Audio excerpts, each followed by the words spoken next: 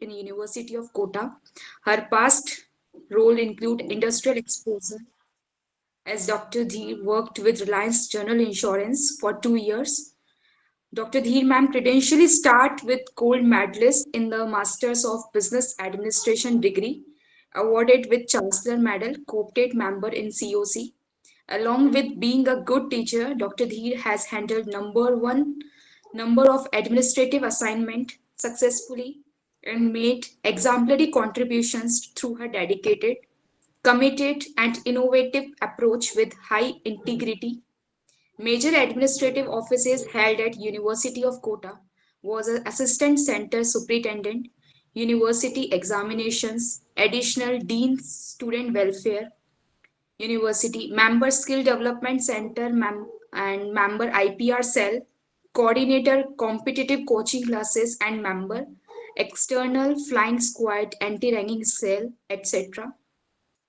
The academic arena of Dr. Dheer portrays two PhD under supervision and over 21 national and international conferences and 5 research papers in edited books and 11 research articles published in referred journals.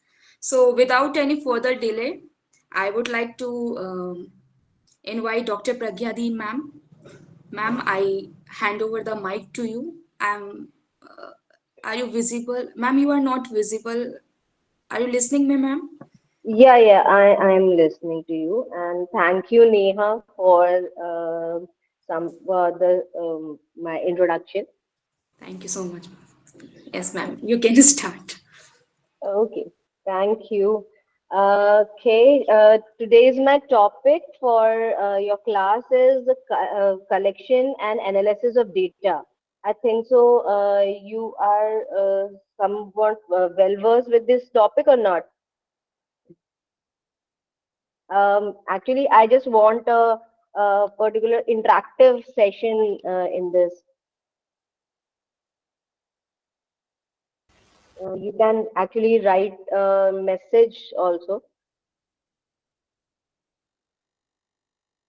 Many of the students are raising their hands.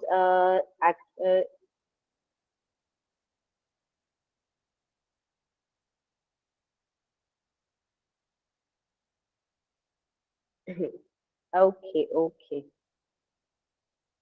So, अच्छा एक चीज मैं आपसे और पूछना चाहती हूँ in which particular language you are comfortable? You are comfortable with pure English or you are comfortable with a mixed language? Ma'am bilingual Mix. अभी तक यही चल रहा है बायलिंगुअल ही चल Mixed रहा है language. Okay, yes okay, mixed language. चल रहा है. Okay, okay. Then it is okay. Okay. So, collection of data के लिए एक बार मैं ना एक अपना जो है जो PPT है, I will share my PPT with you in a second. Hmm.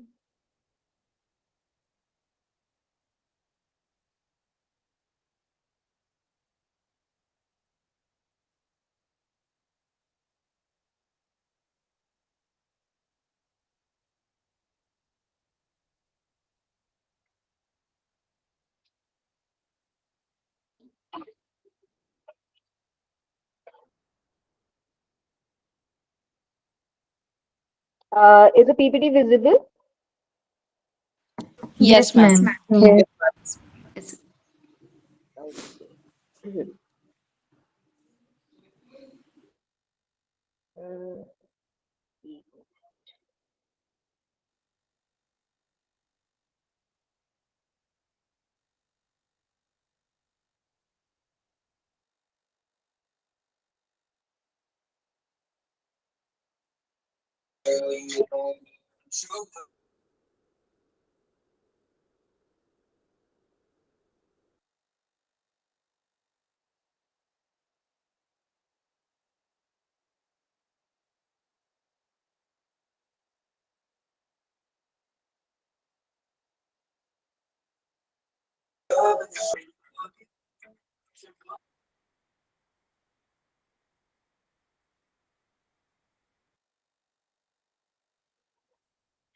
Okay, sorry for the interruption. Actually, थोड़ा बहुत ऑफिस वर्क चलता ही रहता है हम लोगों का, तो इसीलिए ओके, मैं वापस से अपने जो है वो प्रेजेंटेशन पे आ जाती हूँ।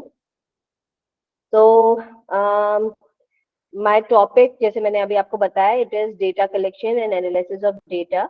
सो data collection and analysis of data में हम लोग जो चीजें देखने वाले हैं उसमें ऑब्वियसली बात है, हम लोग फर्स्ट देखेंगे data collection and second topic we are going for the analysis of data. ठीक है, तो डेटा कलेक्शन देखने से पहले actually I just want to know कि आप लोगों ने, जैसे अभी तक काफी क्लासेस हो गई है, कितनी classes, I think sir 10 days की क्लासेस हो चुकी है।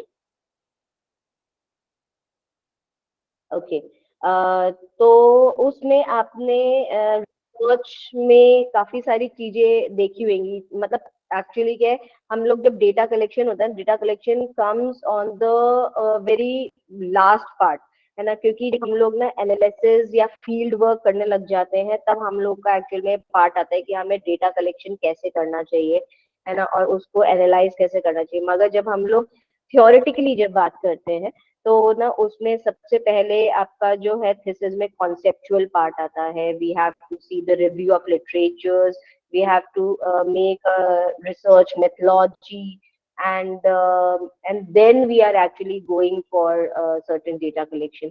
तो ना मैं आप लोगों से एक चीज जानना चाहती हूँ कि आप लोगों ने अभी तक रिसर्च मेथोलॉजी में जो है वो मतलब क्या क्या सीखा, जैसे कि मुझे ज्यादा इजी हो जाएगा ना ये चीज समझाना आप लोग को।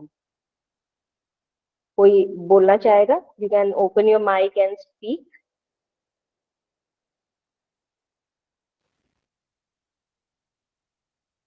नेहा आप ही बता दो।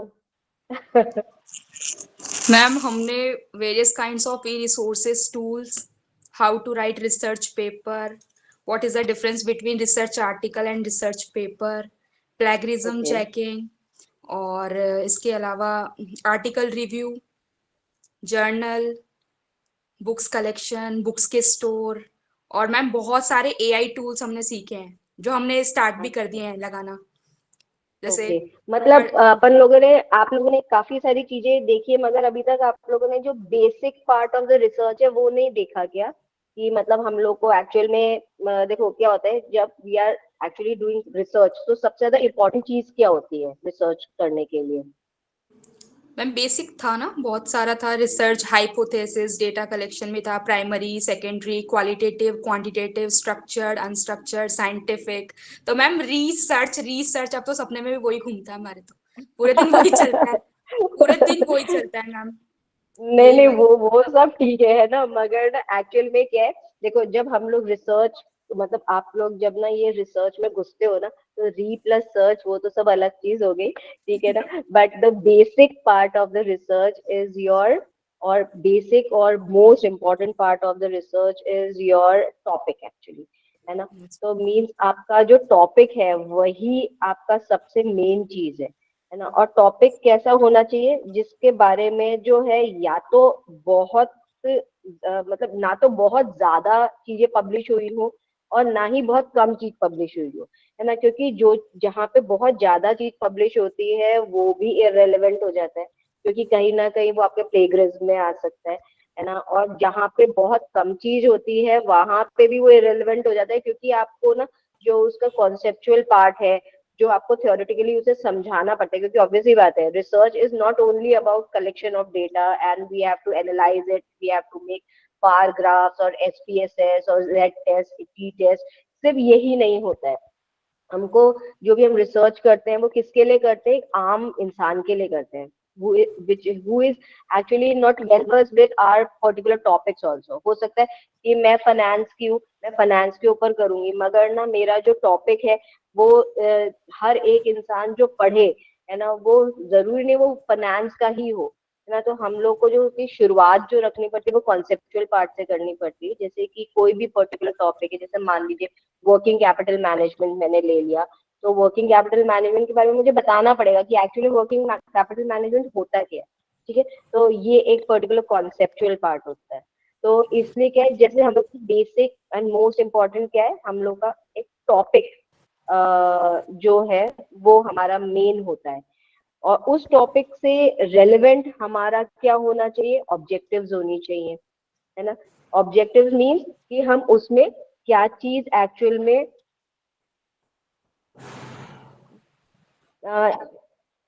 हमारा टॉपिक जो है, टॉपिक के अकॉर्डिंगली ऑब्जेक्टिव्स होने चाहिए। ऑब्जेक्टिव्स का मतलब क्या होता है? Can anybody tell me? कोई भी नहीं बोल रहा है, मुझे हर बार मैम नेहा से या अनु उद्देश्य उद्देश्य होता है। मैम उद्देश्य है। आपको डायरेक्शन ऑफ बताया था रिसर्च। कि आपका जो टाइटल, डायरेक्शन ऑफ आपका रिसर्च। जो टॉपिक है वो आपके ऑब्जेक्टिव को फॉलो करे, आपके हाइपोथेसिस को फॉलो करे। मतलब टॉपिक शुड बी कि इंटरेस्टिंग, सोशल, रिलेवेंट, और आप आगे उसमें क्या नया करना चाहते हैं, इनोवेटिव, साइंटिफिक, ये तो टॉपिक के समथिंग बारे में आप ऐसा। बता रहे हो, है ना, कि मतलब ये तो टाइप्स ऑफ जी टॉपिक्स हो गए, है ना, कि आप उसको किस टाइप से, क्योंकि एक्चुअल में जो आपका टॉपिक है वो एक्चुअल में ये सारी चीजें पता है बाद की बात होती है, कि वो साइंटिफिक है, एक्सपेरिमेंटल है, वो इनोवेटिव है, क्रिएटिव है ना। ये सब चीजें क्या है, बाद की बात होती है। सबसे पहली चीज होती है what you actually want to know. Topic का मतलब क्या होता है? What you actually want to know, madam, है ना। जैसे कि हाँ जी मैडम बोलिए। जिस जिस चीज को हम प्राप्त करना चाहते हैं मैडम, हाँ ऑब्जेक्ट। बिल्कुल, जिस चीज को हम प्राप्त करना चाहते हैं, है ना। जैसे कि ना आप लोगों में से यहाँ पे जो है बहुत लोग जो है हिंदी से भी होंगे, कुछ आर्ट से, कुछ ड्राइंग पेंटिंग से भी होंगे, कोई संस्कृत से भी होगा, कोई मैनेजमेंट से भी है, कॉमर्स से, फाइनेंस से, बहुत सारों से, है ना। तो उसमें ना आपको पर्टिकुलर कौन सा टॉपिक जो है वो आपको ऐसे क्लिक करता है कि यार मुझे इस बारे में तो पता होना ही चाहिए, है ना। जैसे जब मैंने अपना किया था रिसर्च, तो मेरे जब गाइड ने मुझसे पूछा था कि what you actually want to know, तो मेरे को उस समय बहुत ज्यादा इंटरेस्ट था कि कंपनीज कॉर्पोरेट रिस्ट्रक्चरिंग कैसे करती है। कॉर्पोरेट रिस्ट्रक्चरिंग मतलब कि जो मर्जर्स होते हैं, डीमर्जर्स होते हैं, जॉइंट वेंचर्स होते हैं, ये क्यों करते हैं, इससे क्या फायदा होता है, और फिर इससे फायदा सिर्फ क्या कंपनी को होता है या फिर और लोगों को भी होता है। तो that actually means a particular topic, है ना। मीन्स आपको सबसे ज्यादा किस चीज में इंटरेस्ट है, कौन से पर्टिकुलर टॉपिक को आप एक्चुअली पता लगाना चाहते हो, तो वो होता है आपका टॉपिक। फिर उससे रेलेवेंट जो होता है, उससे जो जुड़ा हुआ है, वो होएगा आपका ऑब्जेक्टिव। ऑब्जेक्टिव मतलब कि उसमें आप एक्चुअल में क्या क्या पता लगाना चाहते हो। क्योंकि किसी पर्टिकुलर टॉपिक का अगर हम लोग बोले कि एक पर्टिकुलर टॉपिक में अगर हम ऑब्जेक्टिव नहीं डालेंगे तो कोई टॉपिक वो बहुत वास्ट हो सकता है, ठीक है। तो इसीलिए we have to just minimise it, we have to just summarise that particular topic to certain points, है ना। जैसे कि मैंने बोला कि कॉर्पोरेट रिस्ट्रक्चरिंग में कंपनीज कैसे करती है, उससे पर्टिकुलर कंपनी को क्या फायदा होता है, उसके स्टेक होल्डर्स को क्या फायदा होता है, उसके एम्प्लॉयज को क्या फायदा होता है, और ऑन द होल पूरे गवर्नमेंट को क्या फायदा होता है इससे। तो this is actually top type of objective, ठीक है। तो ये जो ऑब्जेक्टिव है, इस ऑब्जेक्टिव के बेसिस पे ही हाइपोथेसिस बनता है। जैसे आप लोगों ने बोला ना कि आपने हाइपोथेसिस पढ़ा और डेटा कलेक्शन पढ़ा, मगर ये कोई एक लिंक नहीं है, ठीक है। ये पूरी रिसर्च जो होती है ना, पूरी रिसर्च एक लिंक के बेसिस पे चलती है, जिसका सबसे पहली जो कड़ी होती है, जो सबसे बड़ा लिंक होता है, वो होता है टॉपिक। उस टॉपिक से ही जुड़ा हुआ होना चाहिए ऑब्जेक्टिव, और उस ऑब्जेक्टिव से जुड़ा हुआ होना चाहिए हाइपोथेसिस। What is hypothesis? आप लोगों ने अभी तक हाइपोथेसिस पढ़ लिया है ना, जैसे बताया नेहा ने। तो ना हाइपोथेसिस से क्या समझ में आया आपको, क्या होता है हाइपोथेसिस? मैम एक्चुअली जो हमारा अचीवेबल गोल होता है उसके लिए जो हमारी टेंटेटिव फाइंड जो हम सॉल्यूशन मानते हैं कि हाँ मैं इस चीज से अग्री हूँ, वो हमारा हाँ, हाइपोथेसिस होता है। मतलब आपका अजम्पशन होता है, ठीक है ना। Hypothesis is something what you assume, कि हाँ जैसे मैंने बोला कि कॉर्पोरेट रिस्ट्रक्चरिंग से सिर्फ कंपनी को ही फायदा होता है, तो ये मेरा एक अजम्पशन है कि इससे सिर्फ कंपनी को ही फायदा होता है ना। इससे जो है ना गवर्नमेंट को फायदा होता है ना एम्प्लॉयज को फायदा होता है। तो ये सब क्या है? ये सब एक पर्टिकुलर टाइप ऑफ अजम्पशन है, and this particular assumption is actually known as hypothesis, ठीक है। तो जो थर्ड लिंक है वो क्या है? Hypothesis, which is actually relevant with the, और it is with the link with the objective. Means मैंने कई ऐसे पर्टिकुलर टॉप वो देखे, थीसिस देखे, जिसमें टॉपिक कुछ और है, ऑब्जेक्टिव कुछ और कह रहा है, और उसका हाइपोथेसिस बिल्कुल ही कुछ और है। मीन्स आपने जो ऑब्जेक्टिव में डाला है वो आपके हाइपोथेसिस में जो है वो शो होना चाहिए, वो आपके हाइपोथेसिस में जो है वो दिखना चाहिए, क्योंकि आप जो चीज जानना चाहते हो अगर आप उसका ही अजम्पशन नहीं रखोगे तो आप उसे सर्च क्या करोगे। ठीक है, तो इसीलिए क्या है, हाइपोथेसिस जो है आपका थर्ड लिंक है, उस थर्ड लिंक में जो है वो आपका objective and your topic should be seen. Okay, अब आता है आपका जो that particular thing is known as research methodology. Research methodology के अंदर सब चीज आती है, मीन हम लोग रिसर्च मेथोलॉजी किसी एक पर्टिकुलर चीज को नहीं कह सकते, उसमें काफी सारी चीजें आती है। उसमें चीजें क्या क्या आएंगी, उसमें आएगा कि आपका जो रिसर्च है उसकी आप डिजाइन क्या यूज कर रहे हो, whether it is exploratory, it is descriptive, it is scientific, it is laboratory, it is something which is we can say historical, क्योंकि हर एक फील्ड का अलग अलग टाइप होता है। जैसे जो आर्ट्स के बेसिस पे करेंगे, ड्राइंग पेंटिंग्स के बेसिस पे करेंगे, वो हिस्टोरिकल पे करेंगे, क्योंकि उन्होंने क्या किया है वो हिस्ट्रीज को फाइंड आउट कर रहे हैं।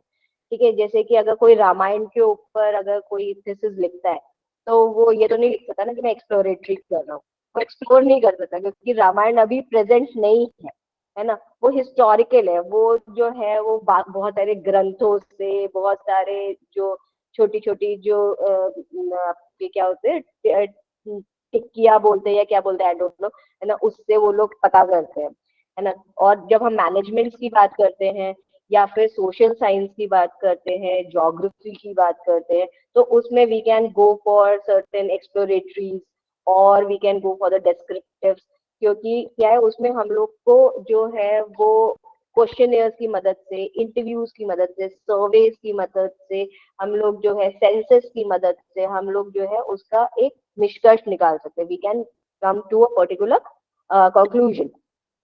तो आपको रिसर्च में ये सब बताना पड़ता है, रिसर्च मेथोलॉजी में कि आपकी डिजाइन क्या है, फिर सैंपल साइज क्या रख, सबसे पहले आपका डिजाइन क्या है, फिर आपका यूनिवर्स क्या है, दैट इज वेरी इंपॉर्टेंट, है ना, क्योंकि यूनिवर्स का मतलब क्या है, आप कितने एरिया को कवर कर रहे हैं उस पर्टिकुलर टॉपिक में।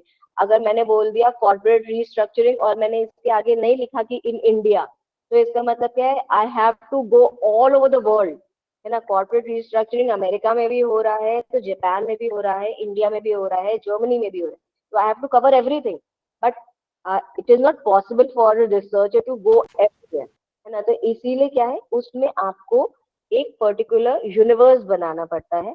जैसे कि मान लीजिए अगर मैंने वर्किंग कैपिटल मैनेजमेंट बोला, तो वर्किंग कैपिटल मैनेजमेंट मैं बोलूंगी कि मुझे सिर्फ एक फाइनेंशियल इंस्टीट्यूशन की वर्किंग कैपिटल निकालनी है, या फिर मुझे प्रोडक्शन इंडस्ट्री की वर्किंग कैपिटल निकालनी है। ठीक है, तो this is a particular universe, universe means जिसके अंदर रहते हुए हम अपना पूरा की पूरा जो है वो डेटा कलेक्ट करेंगे, ठीक है, और उसके बारे में हम पता लगाएंगे। तो आपका जो है यूनिवर्स फाइनल हो गया। यूनिवर्स फाइनल होते ही फिर आपको सैंपल्स देखने पड़ेंगे, which types of samples actually you are going for random samplings, judgment samplings, quota samplings, or you are going for a certain जैसे आपने ना एक होमोजीनियस ग्रुप्स बना दिए हैं कि हम इन्हीं होमोजीनियस ग्रुप से बात करेंगे या हिट्रोजीनियस ग्रुप से बात करेंगे, तो हमको सैम्पलिंग के यूनिट्स भी बताने पड़ते हैं। ठीक है, और ये जितनी भी चीजें हैं ना, ये सारी चीजें जो है ये आपके डेटा कलेक्शन एंड एनालिसिस में हेल्प करती हैं आपको। ठीक है, आप लोग सोच रहे होंगे कि मैम का टॉपिक तो कुछ और है, why ma'am is actually telling all this thing, है ना, वो मैं इसीलिए बता रही हूँ because data collection and analysis of data is the backbone of your research. ठीक है, अगर आपका जो बैकबोन तभी स्ट्रेट रहेगा when your every all the things, all the organs, all your limbs, जितने भी आपके हाथ पैर सर सब कुछ ना सही जगह पे होंगे, तभी बैकबोन आपका काम करेगा, नहीं तो वो नहीं कर पाएगा। तो इसीलिए there should be a complete link between your research. ठीक है, फिर आपने अब जैसे कि मैंने बताया आपको कि आपने एक बार फाइनलाइज कर लिया कि मेरा सैंपल ये है, अब इस सैंपल को आप कैसे कलेक्ट करोगे। ठीक है, means whether you are going for primary data or you are going for secondary data or you are going for a mixed version, कुछ हम प्राइमरी से लेंगे, कुछ हम सेकेंडरी से लेंगे, ठीक है। हम ये नहीं कह सकते कि हम सारा के सारा प्राइमरी से ही कलेक्ट करते हैं, कोई ये, मगर ये कहा जा सकता है कि हम पूरा पूरा सेकेंडरी से कलेक्ट कर सकते हैं। प्राइमरी एंड सेकेंडरी दोनों एक साथ में चलते हैं, मगर सिर्फ प्राइमरी वर्क नहीं कर सकता है, क्योंकि जब हम बोलते हैं कि we are going for exploratory surveys या फिर हम एक्सप्लोरेटरी डिजाइन पे जा रहे हैं, तो उसमें हम लोग जो है वो नो डाउट हम लोग प्राइमरी डेटा यूज करते हैं, ठीक है। मगर प्राइमरी डेटा ही सब कुछ आपको प्रूव करने में हेल्प नहीं करता है। हम लोग जब प्राइमरी डेटा कलेक्ट करते हैं तो उसका जो बेसिस होता है वो सेकेंडरी ही बनता है, ठीक है। जब हम कंपनीज की बात करते हैं तो हमको एनुअल रिपोर्ट्स देखने पड़ते हैं। जब हम हिस्टोरिकल बात करते हैं तो हमको कहीं ना कहीं पर्टिकुलर जो लिखित जो भी लिखा हुआ है, जो कि आपके ना लिटरेचर्स हैं, उनको हमको यूज करना पड़ता है। तो आपका सैंपल साइज एक्चुअली डिफाइन करेगा कि आपको डेटा कैसे कलेक्ट करना है, विद प्राइमरीली और सेकेंडरी और ऑन द हाइब्रिड मोड, ठीक है। तो अब यहाँ पे जब हम लोग डेटा कलेक्शन की बात पे आ जाते हैं, तो अब डेटा कलेक्शन के बारे में हम लोग आगे देख सकते हैं। डेटा कलेक्शन, सबसे पहली चीज जो है, डेटा कलेक्शन क्या है? डेटा कलेक्शन क्या है अपन लोग वैसे पढ़ सकते हैं, वी कैन इजीली सी है ना, एंड वी कैन रीड, मगर मैं आपको बता देती हूँ in a very short manner. Data collection क्या है? हमें रेलेवेंट डेटा कलेक्ट करने हैं, जो हमने ऑब्जेक्टिव, जो हमारा टॉपिक है, जो हमारा ऑब्जेक्टिव है और हमारा जो सैंपल है, उसके बेसिस पे हमको जो है जो भी डेटा, जो भी data, what you can say, data, data means information, जो भी हमें अपना इंफॉर्मेशन रिकॉर्ड करना है, स्टोर करना है, that comes in the data collection. तो डेटा कलेक्शन जैसे इसमें लिखा हुआ है, it has various sources, it is systematically observe, recorded and organised. तो डेटा कलेक्शन क्या है? Which is a particular information which we are going to collect it from a particular set universe and in a particular set pattern. So the purpose of the data collection, जैसे मैंने बोला सबसे पहला, it is to obtain the information. हमको information collect करना है, उनको record करना है, उन information के basis पे हमको कुछ important issues में decision लेने में help मिलेगी, एंड फाइनली हम उसको पास ऑन कर पाएंगे। जैसे आप लोगों ने शायद अभी तक लेक्चर्स में देखा हो कि आपका जो रिसर्च है उसमें एक फ्यूचर स्कोप भी आता है, कि मीन्स आपका जो टॉपिक है वो आगे आने वाले रिसर्चेस में कैसे हेल्प कर सकता है। तो ये चीज जो है, जो हम लोग का फोर्थ पर्पस है, that is to pass information on to others. का मतलब यही है कि आपका जो भी डेटा कलेक्शन है वो इस तरीके से रिकॉर्डेड होना चाहिए जैसे कि वो आगे भी लोग बाग उसको यूज कर सके, and obviously for the research study, आपके खुद के भी रिसर्च में वो हेल्पफुल होना चाहिए। इसीलिए मैंने आपको बोला कि this is all a particular sequel, ये पूरा एक सीक्वेंस है। अगर आपने कहीं पे भी एक लिंक छोड़ दिया तो आपका डेटा जो भी कलेक्ट होगा वो कहीं ना कहीं बायस्ड होगा या इनवैलिड होगा। क्यों? क्योंकि आपने जो चीज सोची कि मेरा टॉपिक ये होना चाहिए, अगर आपने उसी टॉपिक के बेसिस पे ऑब्जेक्टिव नहीं बनाया तो आप जो भी हाइपोथेसिस बनाएंगे वो भी गलत होएगी, और उस हाइपोथेसिस को प्रूव करने के लिए आप जो इंफॉर्मेशन डेटा कलेक्ट करेंगे वो भी गलत होगा। तो अल्टीमेटली आपका टॉपिक जो है वो प्रूव नहीं हो पाएगा कि आपने क्या किया। तो इसीलिए आपका डेटा कलेक्शन कैसा होना चाहिए? It should be very much relevant and it should be according to your research study. Now, what things are affecting or what factors are affecting data collection? जैसे मैंने आपको बताया, nature, scope and objective of the research. जो भी आपने objective रखा है research का वो बहुत बहुत ज्यादा इफेक्ट करेगा आपके डेटा कलेक्शन को। फिर आपके सोर्सेज ऑफ इंफॉर्मेशन जो है ये भी डेटा कलेक्शन को इम्पैक्ट करती है, क्योंकि कई बार क्या होता है, कुछ ऐसे टॉपिक्स होते हैं जिन पे आप लोग डायरेक्टली क्वेश्चनेयर्स नहीं जा सकते। आपको कुछ एक पर्टिकुलर एरिया से, आप मान लीजिए कि अगर आपने कोई एग्रीकल्चर बेसिस पे या फिर ना आपने किसी जो रूरल एरियाज है उसके ऊपर अगर आप कोई रिसर्च करने जा रहे हैं, तो आप सोचे कि हम ना क्वेश्चनेयर बना के दे देते हैं, वो लोग पढ़ लेंगे और भर देंगे। It is not possible. क्योंकि उन लोगों को कहीं ना कहीं लैंग्वेज बैरियर्स होंगे, कुछ कहीं ना कहीं लिटरेसी जो है वो फैक्टर आता है, तो उसमें आपका डेटा कलेक्शन जो है वो थोड़ा सा इम्पैक्ट हो सकता है। तो इसीलिए आपका जो सोर्स है, जो आपकी इंफॉर्मेशन की सोर्स है, वो आपको डेटा कलेक्शन का मोड भी बताएगी कि आपको उन पर्टिकुलर जगहों पे, अगर हम पर्टिकुलर कंपनी यूज कर रहे हैं तो ऑब्वियसली बात है, हम कंपनी में भी एम्प्लॉयज को अगर हम लोग टारगेट करते हैं तो we can go for a particular questioners.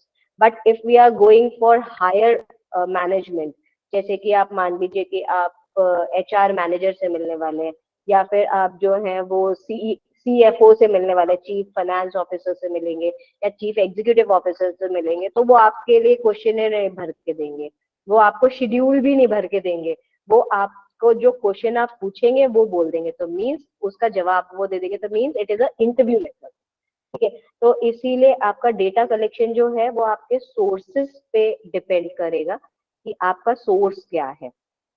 Then the third part is availability of the fund, and it is really very important, क्योंकि हमारे पास में जब पैसा ही नहीं होगा तो हम लोग किसी और चीज को कैसे पुट अप कर पाएंगे। Research needs lots of amount, है ना, टाइम भी चाहिए और हमारे पास में फंडिंग भी होनी चाहिए। अगर आपका फंड जो है लिमिटेड है तो आप अपने डेटा को भी आप लिमिट में ही रख पाएंगे, आपका जो इंफॉर्मेशन है वो भी आप लिमिट में ही उसको जो है कलेक्ट कर पाएंगे। तो इसीलिए availability of the fund is also affecting a particular data collection.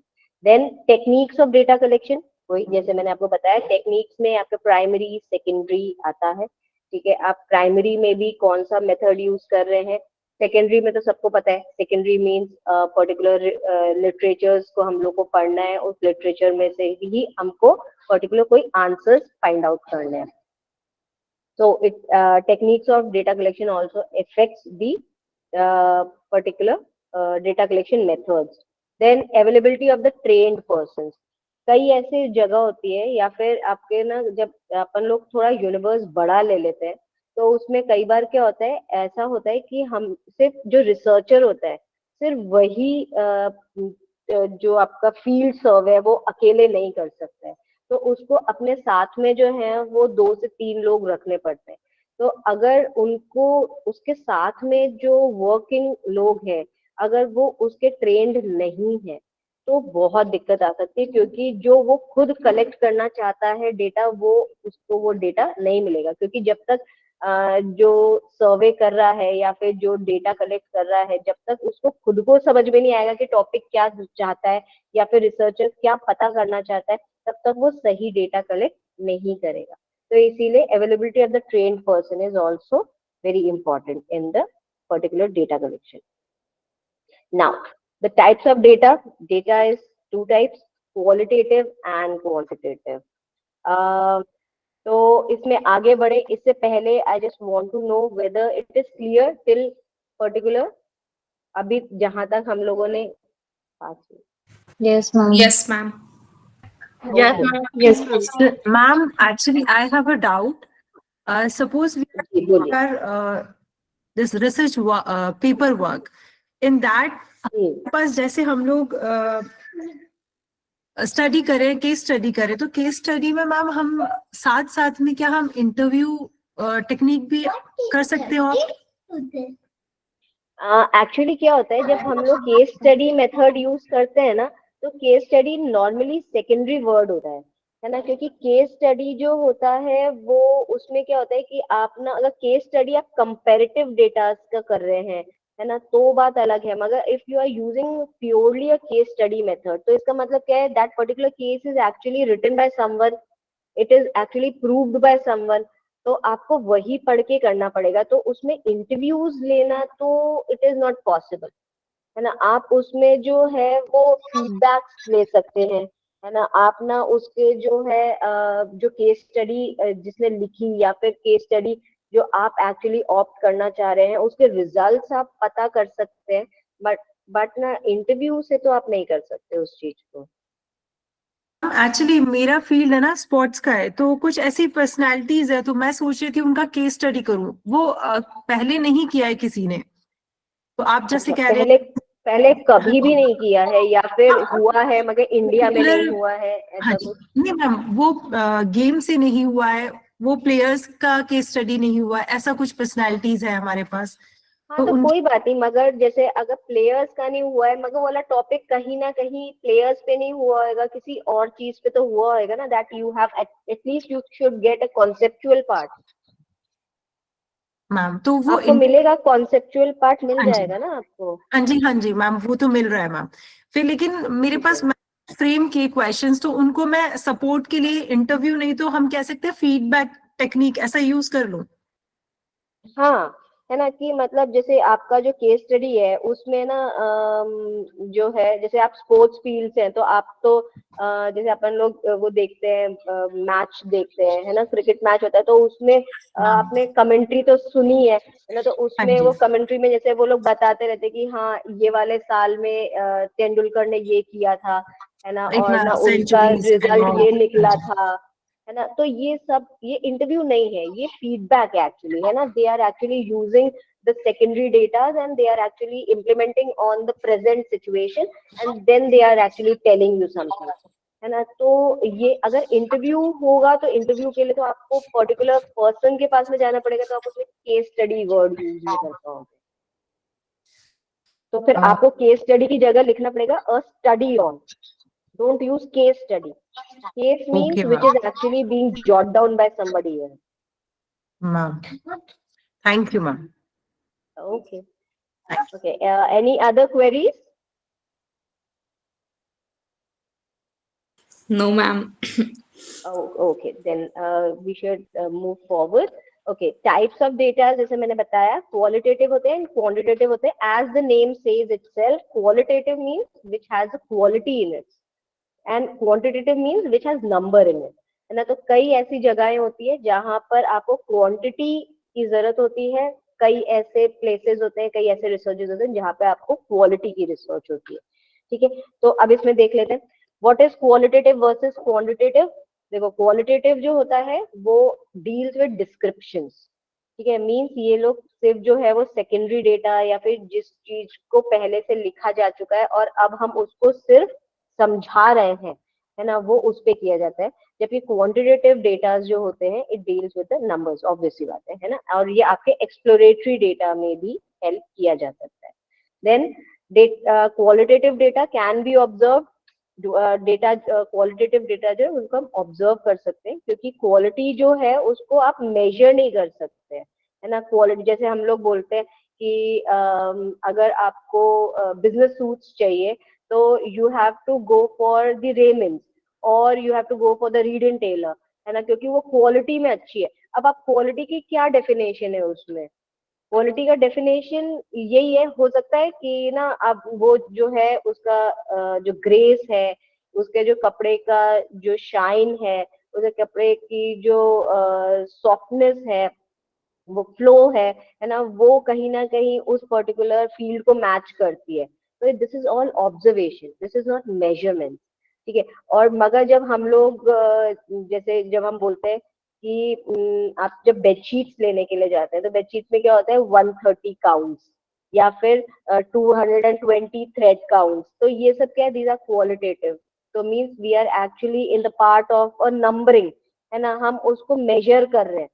तो इन दोनों में डिफरेंस क्या है कि क्वालिटेटिव डेटा जो होता है वो ऑब्जर्व किया जा सकता है, जबकि क्वांटिटी को हम ऑब्जर्व नहीं कर सकते, उसे हमें मेजर ही करना पड़ेगा। और क्वालिटी को हम ऑब्जर्व ही कर सकते हैं, उसे मेजर नहीं कर सकते, क्योंकि उसी को मेजरिंग यूनिट्स नहीं बनी हुई है आज तक, ठीक है। तो जैसे क्वालिटी में क्या है, colour of body coat, feather colour in the poultry etcetera. जबकि आपका क्वांटिटी क्या है, height, weight, length of a particular animal और नंबर ऑफ क्वेश्चनियर्स और वो सब चीजें जो है वो आपका क्वांटिटी मैटर मीन, जिसमें नंबर्स को हम लोग मेन वर्क करते हैं। Now the sources of data, sources क्या होंगे, या तो एक्सटर्नल होगा या इंटरनल होगा। जब हम इंटरनल डेटा की बात करते हैं तो उसमें कोई भी प्राइमरी एंड सेकेंडरी डेटा का वर्क नहीं होता है, क्योंकि इंटरनल डेटा जो होता है वो अपने आप में रिकॉर्डेड होता है, ठीक है। मीन्स जैसे आपके स्टैटिस्टिक्स होती है ना, स्टैटिस्टिक्स किस चीज पे वर्क करती है, इंटरनल डेटा पे वर्क करती है, ठीक है, जबकि आपका जो रिसर्च है वो आपका एक्सटर्नल डेटा पे वर्क करता है। मींस एक्सटर्नल मींस हम लोग को बाहर जाना पड़ेगा कोई भी इंफॉर्मेशन को पिकअप करने के लिए, जबकि हम अगर अपने ऑर्गेनाइजेशन का कोई अगर रिसर्च करते हैं या हमें अपने ऑर्गेनाइजेशन में कोई फोरकास्टिंग करनी है या बजटिंग करनी है, तो हमको उसके लिए रिसर्च करने की जरूरत नहीं है। क्यों? Because our organisation itself has their own data. हम लोग के पास में स्टैटिस्टिक्स है, हमको सिर्फ उसी को बेसिस बनाते हुए फोरकास्टिंग बजटिंग ये हम कर सकते हैं। जबकि रिसर्च के लिए हमको पर्टिकुलर एरिया में या पर्टिकुलर यूनिवर्स में हमको बाहर जाना पड़ता है। तो एक्सटर्नल सोर्स जब हम करते हैं तो external sources further divide into two parts, that is primary data and secondary data. ये आप लोगों को पता ही है, ठीक है। देन इंटरनल एक्सटर्नल सोर्सेज में भी एक बार हम लोग जो है वो डिस्टिंग्विशन डिफरेंसेस देख लेते हैं। इंटरनल सोर्सेज क्या होते हैं? Many institution and department have information about their regular function for their own internal purposes, whereas external sources are when information is collected from outside agencies, जैसे मैंने अभी आपको बताया, ठीक है। Then internal data are those informations which are used in any survey is called the internal source of data, and its particular example is social welfare societies। हम जब particular society के लिए जो वेलफेयर ऑर्गेनाइज करते हैं तो उसके लिए इंटरनल डेटा यूज करना पड़ता है। Whereas एक्सटर्नल सोर्सेज में जो है टाइप्स हमने देखा कि वो प्राइमरी भी हो सकती है, सेकेंडरी भी हो सकती है, हाइब्रिड भी हो सकती है। And this type of information can be collected by census sampling methods by conducting surveys, ठीक है। तो एक्सटर्नल डेटा जो है वो हमको प्राइमरी, सेकेंडरी और हाइब्रिड मोड से हम लोग को उसे कलेक्ट करना पड़ता है, और वो कहीं ना कहीं बाहर से ही होगा, इंस्टीट्यूशन, ऑर्गेनाइजेशन, डिपार्टमेंट के अंदर की इंफॉर्मेशन नहीं होगी। Now the first thing is primary data. हमारा एक्सटर्नल सोर्स का जो पहला मोड है दैट इज प्राइमरी डेटा। और प्राइमरी डेटा जैसे शायद आप लोग को सबको अभी तक तो पता चल ही गया होगा, क्योंकि जैसे मुझे नेहा ने बताया कि आप लोग का एक डेटा कलेक्शन के ऊपर हो चुका है क्लास। तो प्राइमरी डेटा क्या है? It is a first hand experience, means ये फर्स्ट हैंड कलेक्टेड डेटा है जिसको एक इंसान खुद कलेक्ट करता है। अ रिसर्चर और the companion of the researcher is going to collect on it own. ये किसी और का डेटा यूज नहीं कर रहे हैं, कोई दूसरा स्टैटिस्टिक्स या पास डेटा या फॉरवर्डेड डेटा जो है वो यूज नहीं कर रहे हैं, उसको हम लोग प्राइमरी डेटा कहेंगे। प्राइमरी डेटा जो है वो पब्लिश नहीं होते हैं। जो भी चीज पब्लिश्ड है वो आपके सेकेंडरी है, और जो पब्लिश्ड नहीं है और उसको पहली बार कलेक्ट किया जा रहा है वो प्राइमरी है। Then primary data has not been changed or altered by the human being, therefore its validity is greater than the secondary data। ठीक है, प्राइमरी डेटा क्योंकि ये फर्स्ट हैंड है, आपने first hand means it is actually directly collected by a particular person. आपने जैसे अगर कोई पर्टिकुलर फीडबैक फॉर्म है या क्वेश्चनर है, आपने जिसको दिया है वही भर के दे रहा है, तो ऑब्वियसली बात है उसकी वैलिडिटी ज्यादा हो जाती है। जबकि सेकेंडरी डेटा जो है it is based on the perception thinking of a particular writer. जिसने लिखा होगा उसने अपना कहीं ना कहीं परसेप्शन और उसने अपनी खुद की सोच, अपना खुद का डेटा भी यूज किया होगा उस पर्टिकुलर डेटा सेकेंडरी डेटा को लिखने के लिए, तो इसीलिए उसकी वैलिडिटी थोड़ी सी कम मानी जाती है। Now advantages of the primary data is, सबसे पहला ये टारगेटेड होता है। टारगेटेड मीन्स आपको जिन पर्टिकुलर लोगों से बात करनी है उन्हीं से भरवाया जाता है। मीन्स आपको जो है अगर आपको एम्प्लॉयज से बात करना है तो एम्प्लॉय से भरवाया जाएगा, अगर आपको किसानों से भरवाना है तो आपको किसानों से ही भरवाना है ना। ऐसा नहीं है कि आपको ना किसानों से भरवाना है तो आप जाके जो है वो जमींदार से भरवा लोगे, या फिर अगर आपको एम्प्लॉयज से भरवाना है तो आप जाके जो है उनके मैनेजर से भरवा लोगे, ऐसा नहीं होता है ना। तो इसका जो टारगेट होता है वो बहुत परफेक्ट होता है, ये टारगेटेड डेटाज होते हैं। दूसरा, डेटा इंटरप्रिटेशन इज बेटर। इसका डेटा इंटरप्रेट करना मतलब उसको समझाना ज्यादा आसान होता है, क्योंकि आपके पास में जो भी क्वेश्चनर्स है, सर्वेज है, आपको साफ पता चल रहा है कि इसने ये बोला है, इसने ये बोला है, तो उसका जो भी होमोजीनियस और हेट्रोजीनियस पार्ट्स है मतलब जो सेम और जो डिफरेंस पार्ट है आप उसको इजीली समझा सकते हैं कि इतने परसेंटेज ऑफ द पब्लिक ने या इतने परसेंटेज ऑफ द यूनिवर्स ने कहा है कि ये वाला जो पर्टिकुलर प्रोजेक्ट है या पर्टिकुलर प्रोडक्ट है हमें पसंद है, या फिर इतनों ने कहा है कि नहीं पसंद है और इतनों ने कहा है कि हमें पता ही नहीं कि वाला प्रोडक्ट है भी। तो इसे डेटा, ऐसे डेटा को इंटरप्रेट करना ज्यादा इजी होता है। हाँ जी, एक minute student.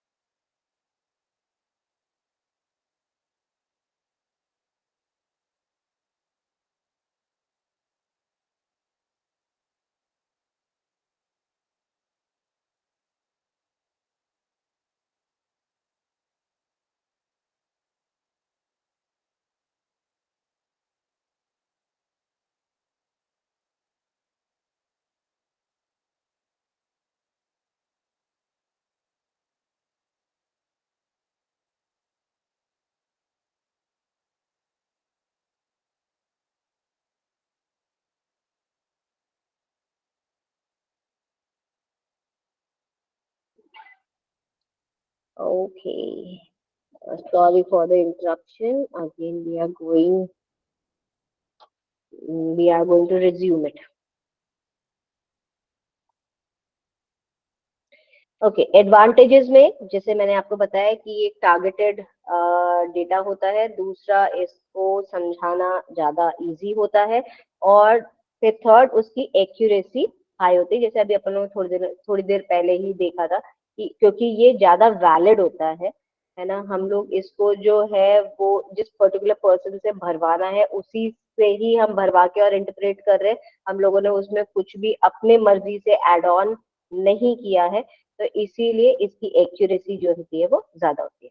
Then address as specific research issues, हम लोग वही सीधी सी बात है, ये टारगेटेड है तो आपके रिसर्च इश्यूज भी जो है वो पिन पॉइंटेड है, तो मीन्स हम लोगों ने ऑब्जेक्टिव्स बनाए हैं, जिस पर्टिकुलर हाइपोथेसिस को प्रूव करने के लिए हम ये स्पेसिफिक डेटा कलेक्ट कर रहे हैं, हम उसी को उसमें इशू या फिर उसको उसमें यूज करेंगे।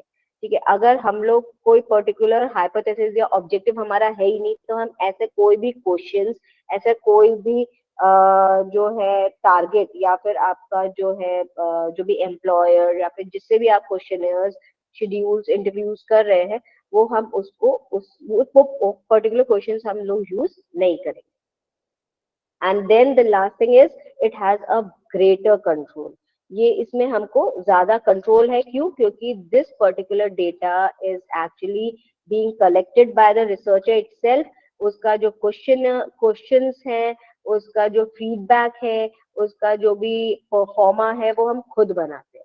ये हम लोग कोई भी बना बनाया परफॉर्मा या फिर कोई भी बना बनाया डेटा यूज नहीं कर रहे हैं, तो इसीलिए हमें इसे कंट्रोल करना ज्यादा इजी है। Then where there is advantages, there is disadvantages also. ठीक है, so disadvantages are it has evaluated cost, इसकी cost ज्यादा high होती है, क्योंकि जब हमको प्राइमरी डेटा कलेक्ट करना है तो means we have to move in the field, हमको फील्ड में जाना पड़ेगा, means we have to move from one area to the another, है ना। अगर कोई पर्टिकुलर जो है वो हिस्ट्री पे वर्क कर रहा है तो उसको उस पर्टिकुलर जगह पे जाकर जो है वो उस पर्टिकुलर एरिया को सर्व करना पड़ेगा, देखना पड़ेगा।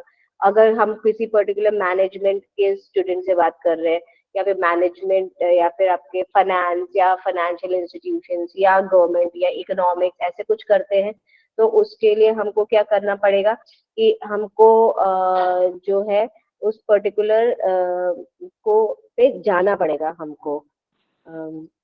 हेलो, एक मिनट। गुड हाँ आफ्टरनून जी, मैडम। मैडम मेरा रूरल टूरिज्म का है टॉपिक, और मुझे प्राइमरी डाटा कलेक्ट करना होगा तो कहाँ से करूँगा मैडम?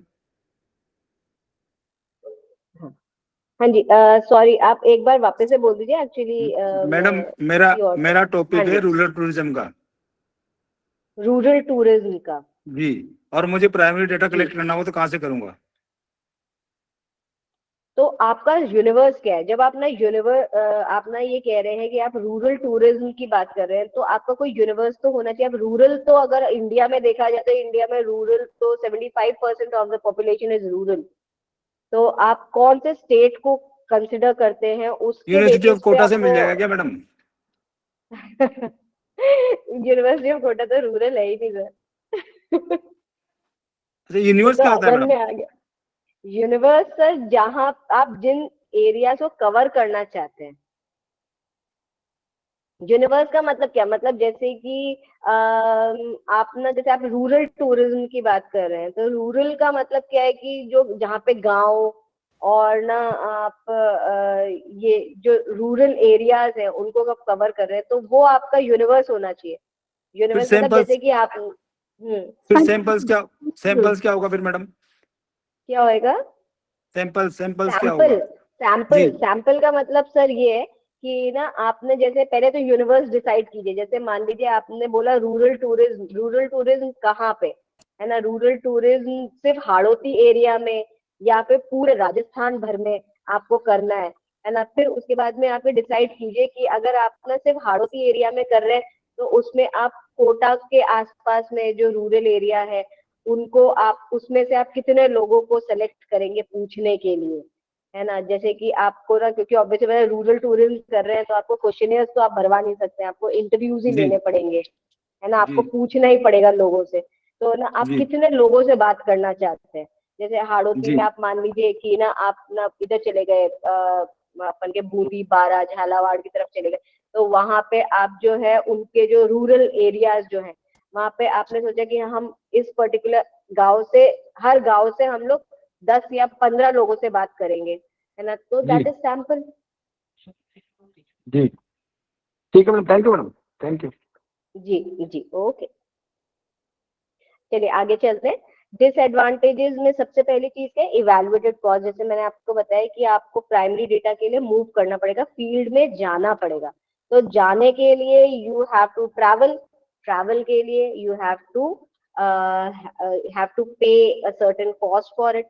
और फिर प्राइमरी डेटा सिर्फ आपके ट्रैवलिंग के लिए नहीं, आपका जो है वो स्टेशनरीज हो गई, आपको प्रिंट आउट्स भी निकालने पड़ेंगे, आपको उसको जो है ग्रामेटिकली चेक भी करवाना पड़ेगा, आपको जो है वो बहुत सारा जो है इसमें कॉस्टिंग्स होती है। मींस आपको पहले तो क्वेश्चनर बनाइए, क्वेश्चनर शेड्यूल्स इंटरव्यूज का पैटर्न बनाइए, फिर उसके बाद में उसको प्रिंट करवाइए, फिर उस आपको कितने लोगों से, जैसे अभी सर ने जिन्होंने भी पूछा उन्होंने पूछा कि सैंपल क्या होता है, तो इसमें ना जैसे अगर 10-15 लोगों से बात करते हैं तो वो कहीं ना कहीं नोट डाउन तो करना पड़ेगा ना उसको। अगर उन्होंने मान लीजिए शेड्यूल ही बनाया है, कोई एक सेट पैटर्न ऑफ क्वेश्चंस उन्होंने बनाए हैं वही उनको पूछना है, तो उसके आगे उनको लिखना तो पड़ेगा। तो हर आदमी का एक अलग पेपर बनेगा।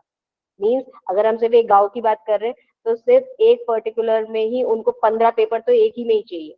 और फिर अगर आपके 200-300 सैंपल्स हैं तो आपको 200-300 जो है वो प्रिंट आउट चाहिए उस पर्टिकुलर चीज के लिए। तो आपको उन सबकी कॉस्टिंग जो है वो बेयर करनी पड़ेगी।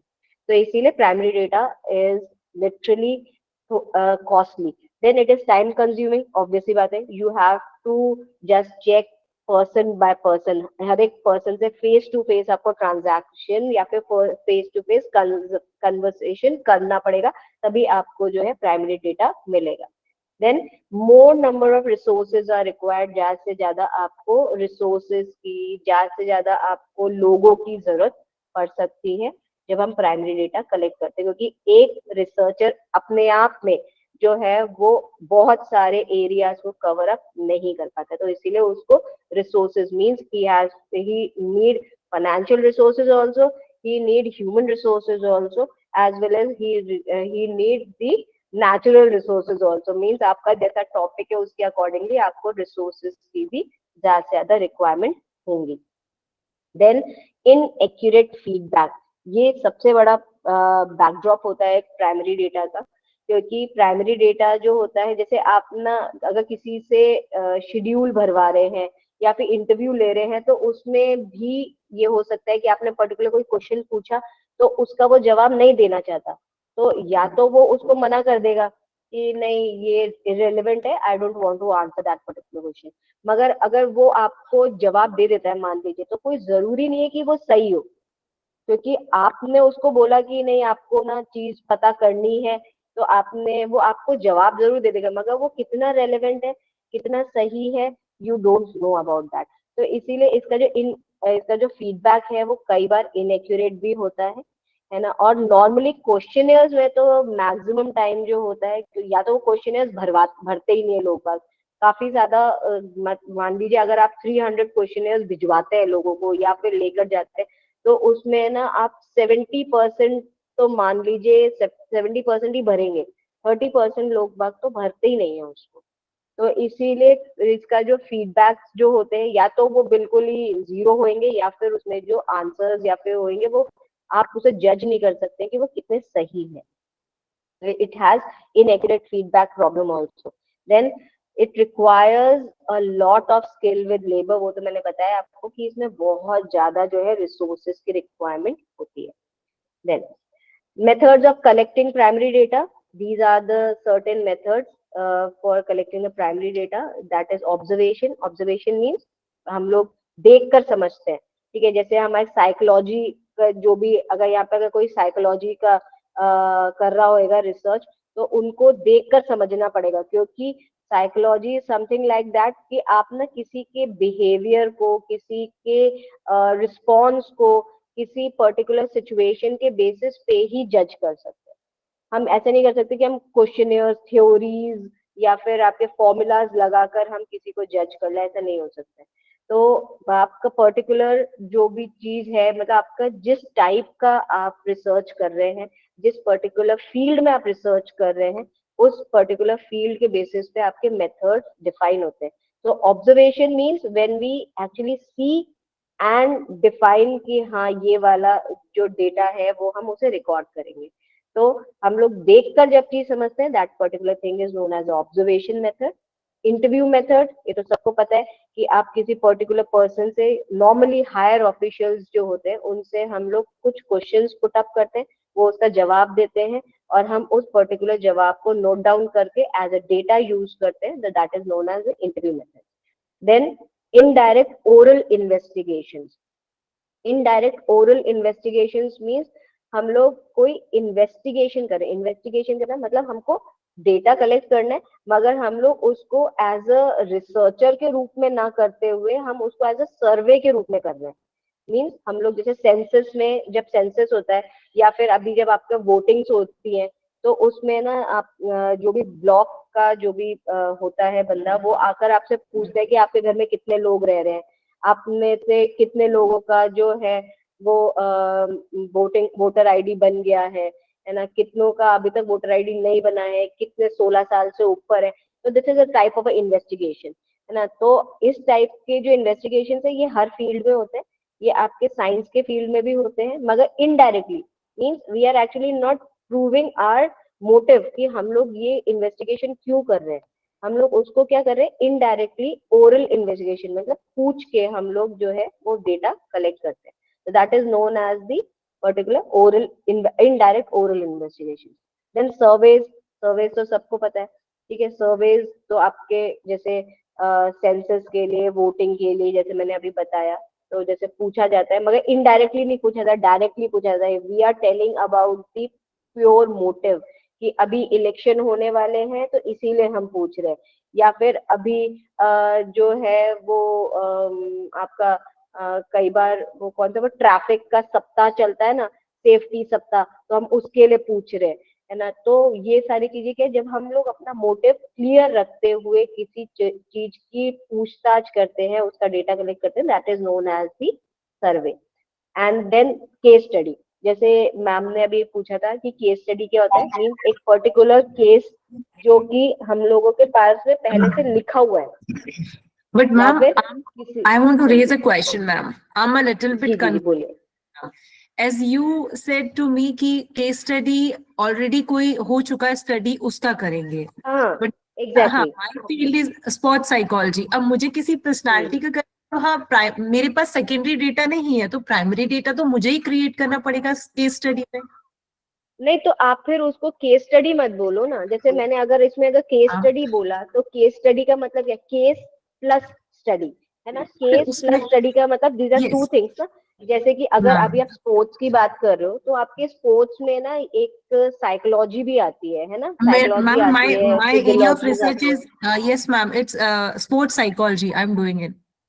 एग्जैक्टली exactly, है ना, जब आप स्पोर्ट्स साइकोलॉजी की बात करते हो तो आपको केस स्टडी ही यूज करना पड़ेगा, क्योंकि Yes ma'am. साइकोलॉजी जो है समथिंग ऐसी चीज है कि ना आप ना किसी भी चीज को एकदम जैसे अगर आप बोल रहे हैं कि आप पर्सनालिटी से बात करना चाह रहे हैं तो हाँ आपको जी पर्सनालिटी का पहला बैकग्राउंड निकालना पड़ेगा। बिल्कुल वो मेरा सेकेंडरी हो जाएगा। हाँ जी exactly that is your secondary, I है ना। गॉट तो यू मैम आपका जो थैंक यू मोड है वो आपका हाइब्रिड मोड होएगा मैम, है ना। Ma'am.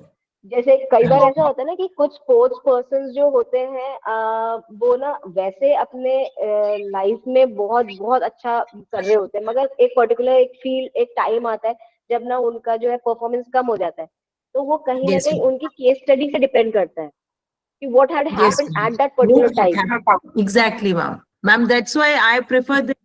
And one more thing I would like to add interview technique also along this, can I? Ma'am, you can, but you have to if you are using interview technique, then you have to make it a hybrid mode. आप case study में जब आप research में लिखेंगे ना कि आप कौन सा हाँ यूज करने वाले हैं डेटा कलेक्शन, तो आप उसमें जो है उसमें primary as well as secondary दोनों लिखिएगा, सिर्फ प्राइमरी मत एनालिसिस में मैम। लिखिएगा। हाँ मैम हाँ एनालिसिस होगा हमारा। हाँ हाँ हाँ बिल्कुल एक्चुअली। दोनों ठीक है ma'am thank you ma'am. Okay and the last and the next method after the case studies, questionnaires जैसे ये एक क्लोज एंडेड और समटाइम्स ओपन एंडेड जो होते हैं क्वेश्चंस होते हैं जो कि दिए जाते हैं एक पर्टिकुलर टारगेट को या फिर आप जिस भी पर्सन से भरवाना चाहते हैं, तो उसमें वो अपना जो भी क्वेश्चंस होते हैं आपके जो भी हाइपोथेसिस या फिर आपके ऑब्जेक्टिव्स को जो प्रूव कर सकता है उसके बेसिस पर होते हैं, तो वो सारे क्वेश्चन इसमें पुट अप किए जाते हैं। मगर इसमें जो है रिसर्चर का सिर्फ इतना सा काम होता है कि रिसर्चर को एक क्वेश्चन बनवाना है और whether he is going to serve it by mails और ईमेल्स और वो अपने हाथ से भी देने जा सकता है, मगर वो उसको जो है इंटरप्रेट नहीं करेगा, मतलब वो उसे समझाएगा नहीं ना वो उसे खुद भरेगा।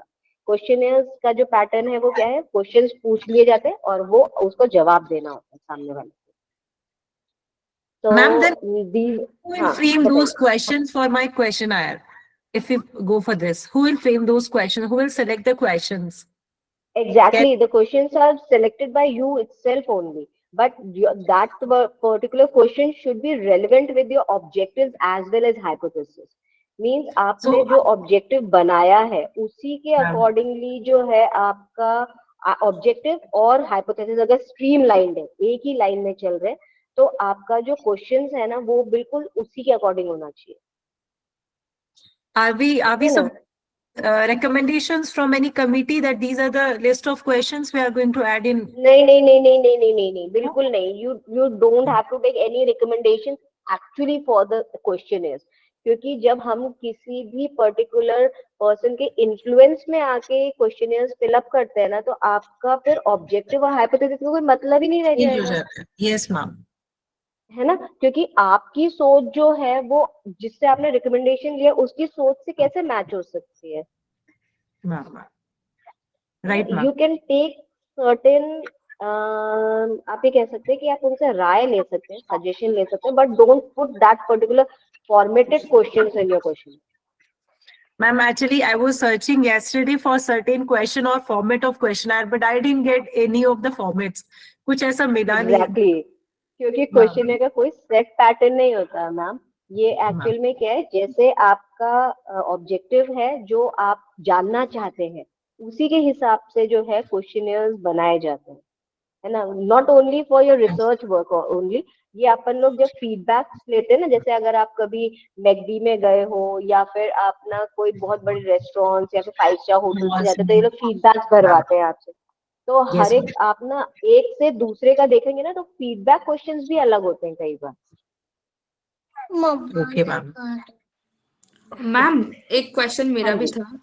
जी जी बोलिए। मैम आपने ऑब्जर्वेशन में बताया कि हम उन्हें जी, हम देखकर ऑब्जर्व करते हैं, है ना? हाँ जी, बिल्कुल। तो मैम वो ऑब्जर्वेशन तो गलत भी तो हो सकते हैं ना, जैसे। नहीं हो सकता ना, एक्चुअल में क्या है कि ऑब्जर्वेशन के लिए क्या है, सिचुएशंस क्रिएट करनी पड़ती है। अभी जैसे ये वाली मैम जो थे अभी जिनसे बात हुई थी, ये साइकोलॉजी पे करेंगी, स्पोर्ट्स साइकोलॉजी पे, है जी ना? जी। तो इन ये ना एक पर्टिकुलर सिचुएशन पुट अप करेगी अपने आप, है ना? कि मतलब अगर जैसे मान लीजिए कि अगर कोई इंस्टीट्यूशन में कॉन्फ्लिक्ट की सिचुएशन है, तो उस समय जो वहां पे जो काम करने वाले लोग हैं वो कैसे डील करते हैं उसको, है ना? तो मतलब ये एक्चुअल में एक ऐसा पॉइंट होता है ऑब्जर्वेशन की, कोई भी इंसान अपने बिहेवियर से अगेंस्ट नहीं जा पाता।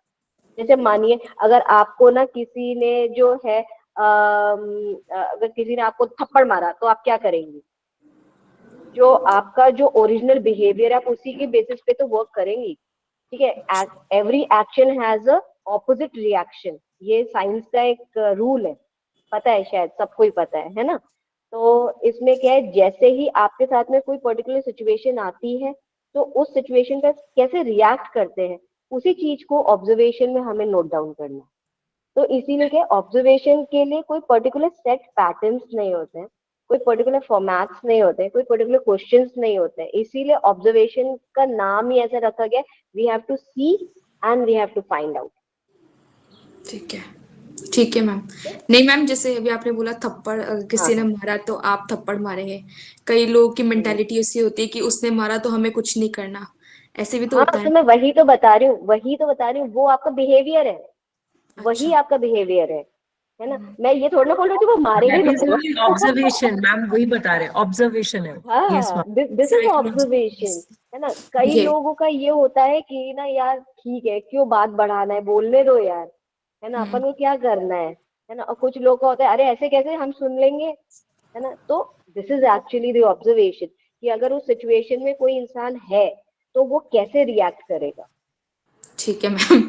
ठीक है। यही तो ऑब्जर्वेशन है। Okay ma'am. ठीक है, ओके, आगे चले। Yes ma'am. जी मैम।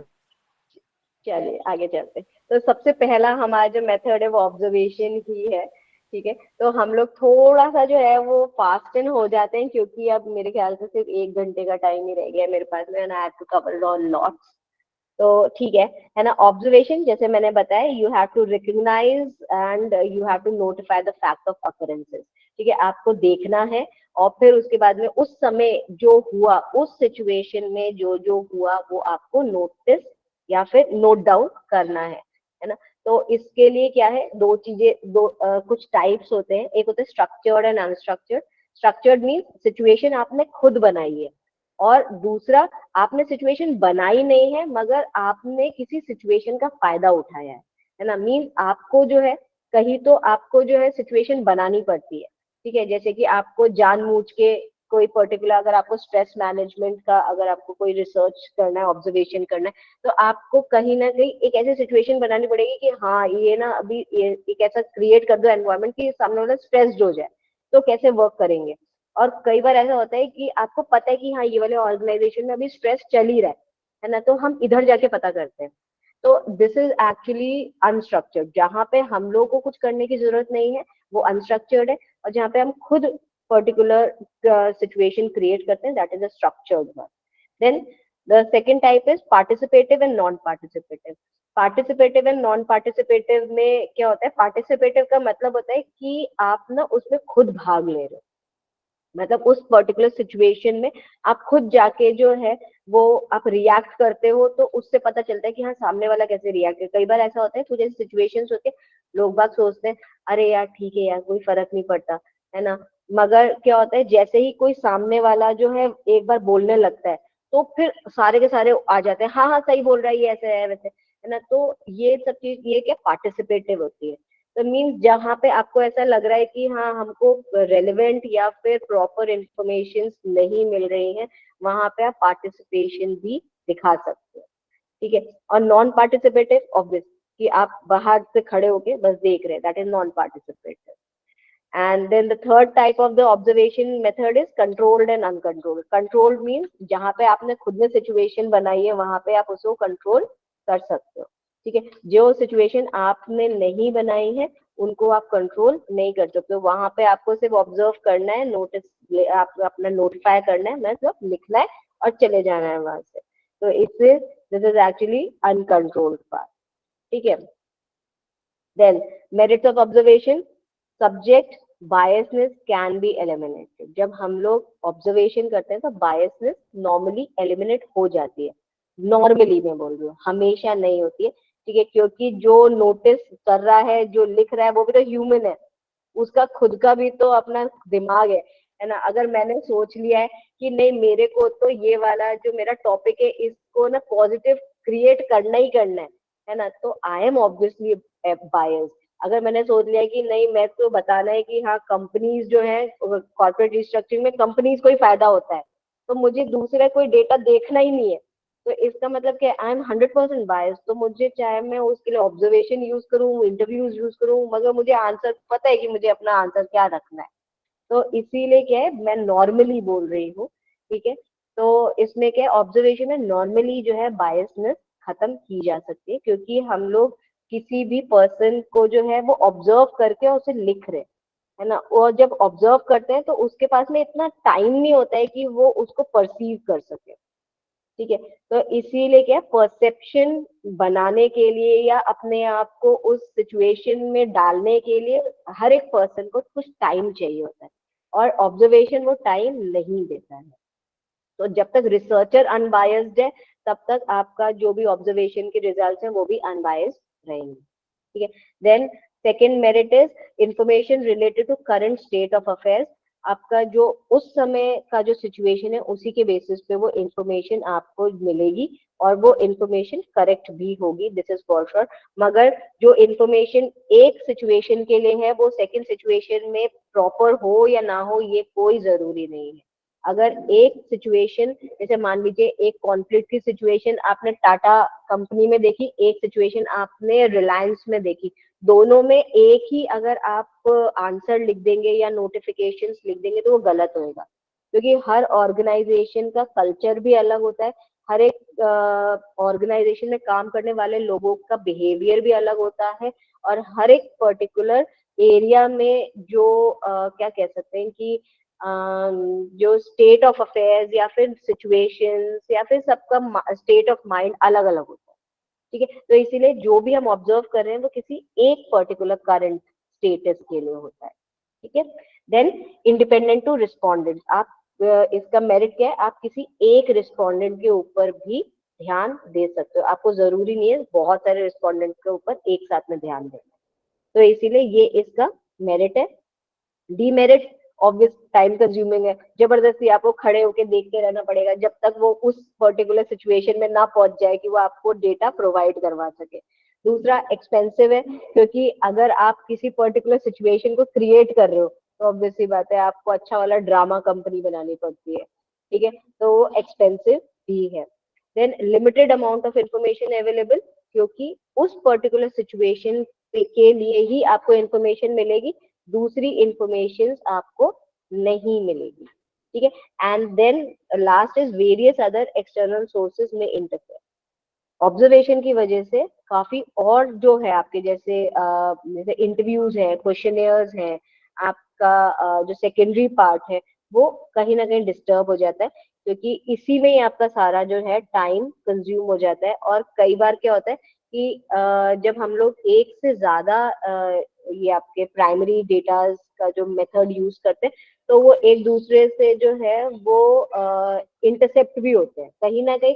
एक ऑब्जर्वेशन आपको कुछ और बता रहा है जबकि क्वेश्चनर आपको कुछ और बता रहा है। ठीक है, क्योंकि क्वेश्चनर में बताने के लिए हर इंसान क्वेश्चनर अपने पॉजिटिव में ही भरता है, कोई ये नहीं बोलता कि मैं नेगेटिव हूँ, है ना। और ऑब्जर्वेशन में वो साफ दिखाई दे रहा है कि in that particular situation he has dealt very negatively in that particular, तो कहीं ना कहीं वो कोलाइड कर जाता है। तो इसीलिए ऑब्जर्वेशन जो है वो दूसरे मेथड्स के साथ में ना यूज किया जाए, वो ज्यादा बेटर है। Then next interview. हाँ जी बताइए। नैरो डाउन करना होगा, हमें देखना होगा कि हमें क्या ऑब्जर्व करना है, बिकॉज अगर हम ऑब्जर्वेशंस कर रहे हैं तो नहीं, हमको देखना नहीं होगा हमको समझना होगा कि हमको क्या ऑब्जर्व करना है। हम देखेंगे तो ऑब्जर्व हो ही जाएगा। Hello madam. हाँ जी बोलिए। मैडम जैसे साइकोलॉजी के अंदर जितने भी रिसर्च हुए हैं फॉरेन कंट्री के अंदर हुए हैं और उन जी रिसर्च को बिल्कुल। अपन इंडिया में लागू करना चाहते हैं तो फिर डिमेरिट होंगे या मेरिट होंगे इसके? सर बहुत मुश्किल है। जो फॉरेन में जो साइकोलॉजी के रिसर्चेस हुए हैं ना, उनके पास में एक इतना, आपको तो शायद पता, आप अगर साइकोलॉजी में ही करने वाले हैं तो, है ना, तो आपको पता होना चाहिए कि साइकोलॉजी के जो टूल्स हमारे पास में इंडिया में अवेलेबल है, टूल्स, मशीन, इंस्ट्रूमेंट जो इंडिया में अवेलेबल है, वो फॉरेन के मुकाबले में कुछ भी नहीं है ना। जो फॉरेन रिसर्चर्स होते हैं वो एक्चुअल में एमएमआर और आपके जो होते हैं उनके पास में ब्रेन स्कैनर्स होते हैं, है ना, उनके बेसिस पे वो लोग जो है वो डील करते हैं। जबकि हमारे यहाँ पे ये सारे जो इक्विपमेंट्स, इंस्ट्रूमेंट्स अगर अवेलेबल है तो they are very costly and they are actually use by a certain person, मतलब किसी एक पर्सन ने अपने लिए खरीद रखा है, तो वो अगर या तो आपको यूज करने ही नहीं देगा पहली बात तो, और अगर वो करने देता है तो फिर उसका जो भी कॉस्टिंग होगी वो बहुत हाई होगी। तो इंडिया में वो सारी चीजें ऑप्ट करना थोड़ा सा मुश्किल है। You have to take thank you side thank bye. Okay, आगे चले। Any other question? No ma'am. चलिए ठीक है ना। अब अपन इंटरव्यू पे आ रहे हैं। तो इंटरव्यू, जैसे मैंने आपको बताया था, इंटरव्यू जो है एक सेट ऑफ क्वेश्चंस होते हैं जो कि आप सामने वाले से, जो भी रिस्पोंडेंट है उससे आप ओरली पूछते हैं, है ना, और वो ओरली आपको जवाब देता है और आप उसको नोट डाउन कर लेते हैं। तो इंटरव्यूज जो होते हैं वो भी दो पार्ट्स में होते हैं, एक स्टैंडर्डाइज इंटरव्यूज होते हैं और एक नॉन स्टैंडर्डाइज होते हैं। स्टैंडर्डाइज मीन्स जो कि एक पर्टिकुलर सिचुएशन के लिए या एक पर्टिकुलर पर्सन के लिए जो है वो बनाए हुए होते हैं। जैसे कि पेज 3 वाले जो होते हैं, मीन्स जितने भी आपके सेलिब्रिटीज होते हैं उनके लिए जो होते हैं वो इंटरव्यूज कहीं ना कहीं स्टैंडर्डाइज्ड होते हैं। उनकी पर्सनल लाइफ के बारे में पूछना, उनके ना जो है कोई पर्टिकुलर नया प्रोजेक्ट के बारे में पूछना, उनकी हॉबीज के बारे में पूछना, है ना, ये सब स्टैंडर्डाइज्ड होता है।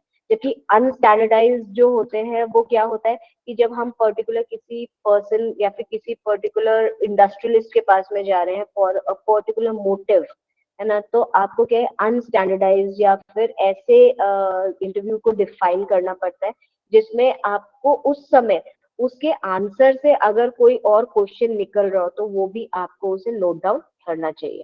ठीक है, दैट इज अनस्टैंडर्डाइज्ड। क्योंकि क्या होता है कि कई बार ऐसा होता है कि आप तो स्टैंडर्ड क्वेश्चंस बना के गए कि हाँ मुझे अपने रिस्पोंडेंट से ये चीजें पूछनी है, मगर जब उसने जवाब दिया तो आपको वो जवाब समझ में नहीं आया, तो अगर आपके पास में कोई क्वेश्चन नहीं है उस पर्टिकुलर को समझने के लिए तो आपका डेटा अधूरा रह जाएगा। तो इसीलिए जब भी हम लोग मैनेजमेंट के बेसिस पे हम लोग नॉर्मली मानते हैं कि मैनेजमेंट में अगर हम लोग कोई पर्टिकुलर इंटरव्यू कंडक्ट करवाते हैं तो it should be not non standardize या फिर वो अनस्ट्रक्चर्ड होना चाहिए जिसमें क्वेश्चंस पहले से फ्रेम ना हो। आपका जो भी, हाँ, मगर आपका हाइपोथेसिस और आपका ऑब्जेक्टिव जो है वो आपके ध्यान में होना चाहिए, क्योंकि ना आपको पता होना चाहिए कि आपको क्वेश्चन क्या पूछना है। फालतू क्वेश्चन नहीं पूछना है जो कि आपके रिसर्च से लेना देना ही ना हो उसका। ठीक है, इज इट क्लियर? चलिए ठीक है, आगे चलते हैं।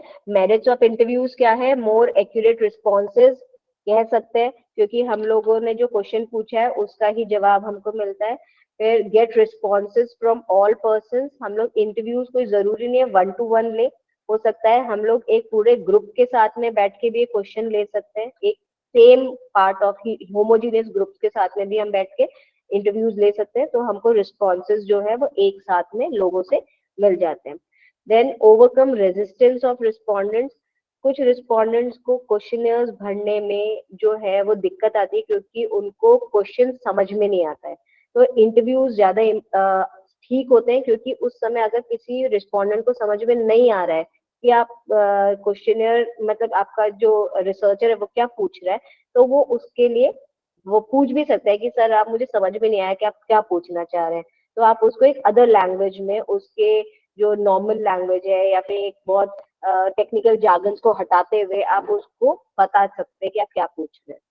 Then response of difficult questions may be possible. आप बहुत ऐसे क्वेश्चन भी पूछ सकते हैं जो कि शायद अगर आप उसको लिखते तो वो नहीं समझ पाता। So these are the merits. Demerits are not suitable for more respondents. Means हम लोग बहुत सारे लोगों के साथ में interviews कर सकते हैं at a particular time, मगर हमारा more respondents means we can create a group of 4 to 5 people, but we cannot create a group of 30 to 40 people. क्योंकि उसमें जो आधे लोग, कुछ ही लोग बोलेंगे, कुछ लोग नहीं बोलेंगे। जैसे कि आप लोग यहाँ पे I think so there are 189 people joined over here, मगर कितने लोग बोल रहे हैं ये एक्चुअल में अगर मैं इसको इंटरव्यू, अगर इसका इंटरव्यू मानूं तो ये एक बहुत बड़ा बैकड्रॉप है, क्योंकि हर कोई नहीं जवाब देता है इसमें। जो जिसको लगता है कि हाँ मैं जवाब दे सकता हूँ वही जवाब देता है, या फिर जो कॉन्फिडेंट होता है वही जवाब देता है। जिसको ऐसा लगता है कि यार मैं क्यों बताऊं, तो वो नहीं बोलता। तो इसीलिए it is not suitable for more respondents. Wider geographical area के लिए भी इंटरव्यूज जो है पॉसिबल नहीं होते हैं। वाइडर ज्योग्राफिकल एरिया मीन अगर आपका यूनिवर्स बहुत बड़ा है, जैसे कि मान लीजिए अगर आपका यूनिवर्स जो है वो आप 2 से 3 स्टेट्स को यूज कर रहे हैं, या फिर अगर आप बोले कि मैं ना सिर्फ जो है नॉर्थ ईस्ट में जो है, सिर्फ नॉर्थ ईस्ट मेरा यूनिवर्स है, मैं उसको उसमें कोई इंटरव्यू कंडक्ट करना चाहता हूँ, तो वो पॉसिबल नहीं है। आपको नॉर्थ ईस्ट अपने आप में काफी सारे स्टेट्स को कवर करता है, तो आपका ज्योग्राफिकल एरिया जितना बड़ा होता जाएगा आपका इंटरव्यू का जो डीमेरिट्स है वो उतने ही ज्यादा बड़े होते जाएंगे, क्योंकि हर इंसान को आप टच नहीं कर पाएंगे। Then it obvious contains more time and cost, ज्यादा टाइम और ज्यादा पैसा तो लगेगा इसमें। और selection, training and supervision of field staff, आपका जो फील्ड स्टाफ है वो भी उतना ही ट्रेंड होना चाहिए जितना कि आप खुद। एक जो रिसर्चर है वो जो चाहता है वो उसको समझाना पड़ेगा अपने फील्ड स्टाफ वालों को कि मुझे ये इस पर्टिकुलर टॉपिक के लिए, इस पर्टिकुलर ऑब्जेक्टिव के लिए ही मुझे जवाब चाहिए।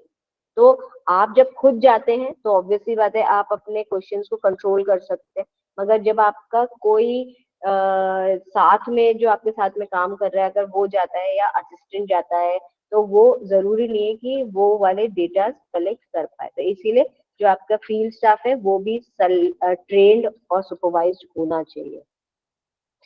Now the questionnaires is a set of questions, जैसे मैंने आपको बताया था कि एक सेट ऑफ क्वेश्चंस होते हैं जो कि रिस्पोंडेंट्स को भरने होते हैं अपने आप।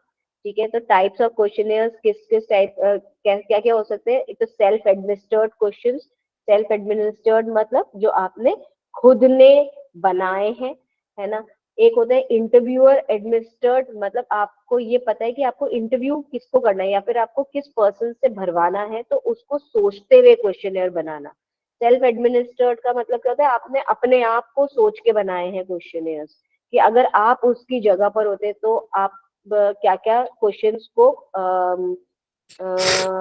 पुट अप कर सकते थे और क्या क्या क्वेश्चंस के आंसर दे सकते थे। ठीक है, और इंटरव्यूअर, जिस आपने इंटरव्यूअर को सोचते हुए क्वेश्चनियर्स बनाए, तो इसमें इंटरव्यूअर को सोचते हुए क्वेश्चंस जो बनाए जाते हैं वो अलग अलग लोगों के लिए अलग अलग होते हैं। मीन्स आपने एम्प्लॉयर के लिए अगर बनाया तो वो अलग होएगा, एम्प्लॉय के लिए अलग होएगा, मैनेजमेंट के लिए अलग होएगा। देन टेलीफोन क्वेश्चनियर्स, अगर आप टेलीफोन से क्वेश्चनियर भरवा रहे हैं तो उसके पॉइंट्स अलग होंगे, उसके क्वेश्चंस अलग होंगे। डिलीवरी एंड क्वेश्चनियर्स, डिलीवरी अगर रिलेटेड कोई क्वेश्चंस है, मतलब अगर आपका मतलब it is type of feedback questionnaires. और लास्ट इज द पोस्टल और मेल क्वेश्चनियर्स, अगर आप ना किसी को ईमेल कर रहे हैं या फिर पोस्ट कर रहे हैं क्वेश्चनियर्स, तो उसका जो क्वेश्चंस होंगे वो अलग होंगे। So these are certain types of questions. One question means अलग होंगे sense like telephone वाला अलग होंगे। देखो अलग होंगे मतलब कि जैसे टेलीफोन है ना, आपको अगर आप ना अपने आप को उसमें पुटअप करके सोचो, अगर आपके पास में ना क्रेडिट कार्ड से रिलेटेड अगर वो आते हैं क्वेश्चन है, मतलब कोई बंदा कॉल करता है, तो आप कितनी देर तक उसे एंटरटेन करते हो? हाँ, ज्यादा नहीं करते। हाँ, ज्यादा नहीं करते ना, तो इसलिए अगर आपने सामने वाले को फोन किया है, आप बोल भी दो कि ना I am a researcher, I am doing research in this particular topic, तो भी वो आपको कितना टाइम देगा, है ना। तो उसको सोचते हुए आपके क्वेश्चंस जो है ना वो ड्राफ्ट होने चाहिए, मींस काफी समराइज्ड होना चाहिए questionnaire if you are using reports. Ma'am. है ना। Thank you. और अगर आप मेल कर रहे हो तो उसमें आप ज्यादा से ज्यादा क्वेश्चंस रख सकते हो, क्योंकि सामने वाला आराम से बैठ के तो भरेगा, इसीलिए। सर रेस्पॉन्स ठीक है, वापस हमें मेल ही करेगा ना मैम, वापस मेल ही एग्जैक्टली सेंड। मेल करना तो चाहिए, है ना, मगर आजकल ये मेल वाला जो पार्ट है ना, वो जो है वो आउटडेटेड हो गया है। तो आजकल मेल की जगह जो है गूगल फॉर्म यूज किया जा रहा है क्वेश्चनेयर के लिए, और वो ज्यादा रेलेवेंट भी है ना, क्योंकि उसको ना तो क्वेश्चनेयर को सामने वाले को ना तो भरने में दिक्कत आती है, और ना ही आपको उसे रिसीव करने में प्रॉब्लम आती है। जैसे ही उसने सबमिट किया, आपके पास में ऑटोमेटिकली रिस्पॉन्सेज आ जाते हैं, राइट है मैम। ना। तो थोड़ा सा अपडेटेड वर्जन है। मैम कॉल तो वो काट ही देंगे ना इतनी देर में, तो कि हम एग्जैक्टली काट देंगे, इसीलिए तो मैं बोल रही हूँ क्वेश्चन अगर आपने बोल भी दिया कि मैं एक रिसर्चर हूँ, तो your question should be so much precise कि आप उसे एक और दो क्वेश्चन में ही पूछ लो कि आपको क्या पूछना है। यस क्योंकि सामने वाले को टाइम नहीं होता इतना कि ना मैम, वो फोन हम भी पे तो काट करे। देते हैं वैसे तो। हम भी काट देते इसलिए हैं। तो मैंने बोला, इसलिए मैंने बोला क्रेडिट कार्ड वालों को कितनी देर तक आप एंटरटेन करते हो। Yes, yes. चलिए ठीक है, एडवांटेजेस देख लेते हैं। ठीक है, तो एडवांटेजेस, क्वेश्चनियर्स ऑब्वियसली बात है लार्ज पॉपुलेशन के लिए होता है, लार्ज ज्योग्राफिकल एरिया के लिए होता है, लेस टाइम एंड कॉस्ट इसमें इंक्लूडेड होता है, क्योंकि आपको जो है वो या तो गूगल फॉर्म या पोस्टल या आपको जो है वो सामने वाले के डेस्क के ऊपर बस रख कर ही आना होता है ना। तो बस इसमें जो जितना कॉस्ट लगता है वो कितना लगता है, जो प्रिंटिंग का कॉस्ट होता है सिर्फ वो लगता है। तो और टाइम नो डाउट बहुत कम लगता है इसमें। ठीक है, and then appropriate for the sensitive and personal type of inquiries. कई ऐसी इंक्वायरीज होती हैं जिसमें जो सेंसिटिव नेचर की होती है उसमें क्वेश्चनियर्स ही पूछना ज्यादा बेटर होता है, क्योंकि आप ना अगर सामने वाले से फेस टू फेस कुछ चीज ऐसा पूछेंगे तो वो हो सकता है कि आपको या तो जवाब देनी या फिर वो गुस्सा हो जाए। तो इसीलिए जो है कई सेंसिटिव टाइप ऑफ कोई केस में आपको क्वेश्चनियर ज्यादा बेनिफिशियल होता है। डिफिकल्टी या फिर डिसएडवांटेजेस क्या है, एक तो क्वेश्चन के रिस्पॉन्सेज बहुत मुश्किल से मिलते हैं। जो भी आप अपना क्वेश्चनियर्स भेज रहे हैं जो कि फिजिकल फॉर्म में है, उनका तो आपको आप मान लीजिए कि जैसे मैंने बोला 70 to 75% ऑफ रिस्पॉन्सेज ही आएंगे, है ना। 30 to 25% जो है लोग बाग छोड़ ही देते हैं कि बेकार है यार, रोज आते रहते हैं ऐसी चीजें। तो वो लोग नॉर्मली रिस्पॉन्ड करते ही नहीं है। फिर सम क्वेश्चंस में रिमेन अनआंसर्ड, कई ऐसे क्वेश्चंस होते हैं जो समझ में नहीं आते हैं तो वो उसे छोड़ देते हैं कि यार छोड़ो यार, नहीं आ रहा समझ में। तो फिर लो रेट ऑफ रिटर्न, जैसे मैंने आपको बताया कि लोग बस रिटर्न करते ही नहीं है। And then replies may be given by anyone other than respondent. और कई बार क्या होता है, रिस्पोंडेंट्स बोलते हैं यार भरना जरूरी है यार, है ना, अपने किसी नोन का है ना, या फिर अपने किसी नोन के बच्चे का है यार, भर दे यार, है ना, तू भर दे, है ना, कोई दिक्कत नहीं है। तो क्या है, जिससे एक्चुअल में हमको इन्फॉर्मेशन मिलनी चाहिए थी उससे हमें इन्फॉर्मेशन नहीं मिलती, तो हमारा जो डेटा है वो कहीं ना कहीं बायस या फिर डिस्टॉर्टेड हो जाता है। देन सर्वेज, ऑब्वियस सर्वेज जो है वो बहुत लार्ज ज्योग्राफिकल एरियाज के लिए किए जाते हैं, कहीं ना कहीं पूरे कंट्री के लिए किए जाते हैं। तो इसीलिए इसके जो टाइप्स होते हैं वो सेंसस होता है, कॉन्टिन्यूस और रेगुलर सर्वेज, जो कि नॉर्मली ये जो हेल्थ चेकअप्स के जो होते हैं उनके लिए होते हैं, तो वो रेगुलर सर्वेज होते हैं। ठीक है, एंड एक होता है एडहॉक सर्वे। एडहॉक सर्वे मतलब जब रिक्वायर्ड हो तब किया जाए। तो these are the surveys. I think so surveys को समझाने की ज्यादा जरूरत है नहीं। Then merits cover large population, less expensive and accurate information. Demerits क्या है, अवॉइड स्मॉल स्केल सर्वेज। हम लोग क्योंकि ये लार्ज एरियाज को कवर करते हैं तो छोटी छोटी चीजें छूट जाती है। ठीक है, टाइम कंज्यूमिंग है क्योंकि हमें बहुत लार्ज एरिया को कवर अप करना है। इंफॉर्मेशन पेनिट्रेट होती है, मतलब इसमें इंफॉर्मेशन को हम लोग डीपली पेनिट्रेट नहीं कर पाते, क्योंकि हम लोग हर एक इंसान के पास में जाके जो है, जो रिसर्चर वो खुद ही थक जाता है, तो वो सारी इंफॉर्मेशन हर एक से लेना पॉसिबल नहीं हो पाता। And then researcher must have good knowledge. अगर रिसर्चर जो है अगर उसके पास में नॉलेज नहीं है, प्रॉपर्ली ट्रेन नहीं है, तो वो जो डेटा कलेक्ट करेगा वो गलत ही डेटा कलेक्ट करेगा। Then case study method, ma'am ये आ गया आपका It is a method of comprehensive study of social units, which may be a person, a family, an institution, an organization, or a community. जो कि जैसे comprehensive study, मतलब इसके बारे में पहले से भी हो चुका है. कॉम्प्रिहेंसिव का मतलब क्या होता है? जिसको हम लोगों ने पढ़ा और उसको छोटा बहुत समराइज कर दिया, कंक्लूड करके और फिर बताया है. तो this is actually known as case study method. ठीक है ma'am? Yes ma'am, thank you. Advantages क्या है? डायरेक्ट बिहेवियरल स्टडी, हम लोग इसे जज कर सकते हैं, क्योंकि किसी और ने अगर किया हुआ है तो कहीं ना कहीं कुछ ना कुछ सच्चाई तो रही होगी. देन ये रियल पर्सन्स के ऊपर जो है ये एक्सपीरियंस रिकॉर्ड किया जाता है. Then it make possible study of social changes. हम लोग सोशल चेंजेस के बारे में भी इससे पता लगा. नॉर्मली केस स्टडीज जो होता है वो साइंस में ही किया जाता है. ठीक है, मतलब जैसे आपके साइकोलॉजीज हो गई, या फिर ना आपका ये क्या बोल सकते हैं, जो लोग डीएनए टेस्ट करते हैं ना, या फिर डीएनए कि कितने समय के बाद में जो है डीएनए स्ट्रैंड्स बदल जाते हैं, या फिर आजकल जनरेशन्स कितनी जल्दी बदल रही हैं, हर जनरेशन का बिहेवियर क्यों बदल रहा है, इसके लिए नॉर्मली केस स्टडीज जो है वो यूज की जाती है. Then it increase the analysis ability and skill of this, है ना. Disadvantages is one case must be different from the another case. एक केस दूसरे केस से डेफिनेटली अलग होता है ना. एक पर्सन दूसरे पर्सन से कभी भी सेम नहीं हो सकता. फिर पर्सनल बायसनेस आती है, क्योंकि हो सकता है किसी पर्सन को, किसी पर्सनालिटी को, किसी सेलिब्रिटी को आप पसंद करते हैं, मगर उसकी केस स्टडी जो है या फिर उसका जो बैकग्राउंड है वो इतना ज्यादा अच्छा नहीं होता है, और आपको जो है वो नहीं पसंद आता है, तो आप उसमें कहीं ना कहीं अपनी मर्जी से सही या गलत उसे कर सकते हैं. ठीक है, तो बायसनेस होता है.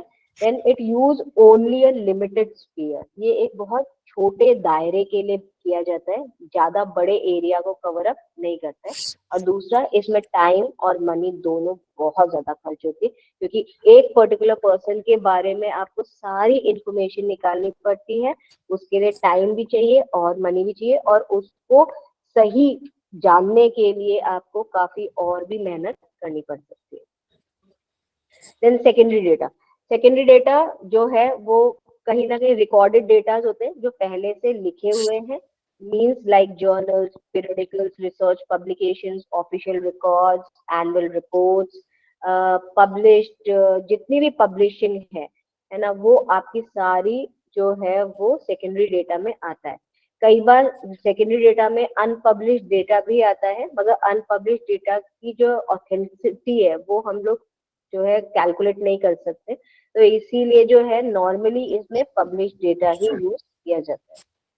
एडवांटेजेस तो पता है, it is quick and cheap, it is for wider geographical area, it has longer orientation period, मतलब इसको ज्यादा से ज्यादा हम पढ़ सकते हैं, ज्यादा से ज्यादा समझ सकते हैं, और ये हमारे प्राइमरी डेटा को लीड करने में हेल्प करता है. ठीक है, मीन्स हमारा प्राइमरी डेटा कैसा हो वो सेकेंडरी बताता है हमको. Disadvantage does not fulfill our specific research needs. हमारे specific research needs को वो complete नहीं करता, क्योंकि जो लिखा हुआ है वो किसी और चीज के लिए भी लिखा जा सकता है. ठीक है, तो जरूरी नहीं है कि हम लोगों अगर सेकेंडरी डेटा हम एज इट इज जो हमारा फोकस्ड जो टॉपिक है, अगर हम लोग को वैसा अगर मिल जाता है तो कम्प्लीटली प्लेगरिज्म में आता है, तो इसीलिए वो फोकस ना हो वही ज्यादा अच्छा है. तो इसीलिए आपका जो स्पेसिफिक रिसर्च नीड है वो उसमें कवर अप नहीं होती. बहुत सारे हम लोग को सेकेंडरी डेटा रीड करने पड़ते, तब जाके हम उसमें से कुछ पर्टिकुलर निकाल पाते हैं. देन उनकी एक्यूरेसी पुअर होती है. डेटा अप टू डेट नहीं मिलता, क्योंकि उसमें जो है वो कहीं ना कहीं 6 months, 3 months, 1 year ऐसे पुराना होगा. ठीक है, और लास्ट इज पुअर असेसिबिलिटी. हर चीज का जो है आपको इन सम केसेस आपको हर चीज का असेस नहीं मिलता, क्योंकि क्या होता है, कई चीजें जो होती है वो हिडन करके रखी जाती है. कुछ पर्सनालिटीज ऐसी होती हैं जिनके बारे में जो बैकग्राउंड इंफॉर्मेशन होती है वो अपने आप ही हिडन करवा देते हैं कि नहीं ये वाली चीज आउट नहीं होनी चाहिए. तो ऐसे केसेस में क्या है, आपको रिसर्च करने में प्रॉब्लम आ सकती है. प्राइमरी एंड सेकेंडरी डेटा का डिफरेंस मैं नहीं देख रही हूँ, क्योंकि अपन लोगों ने ये कहीं ना कहीं सब देख चुके हैं. ठीक है।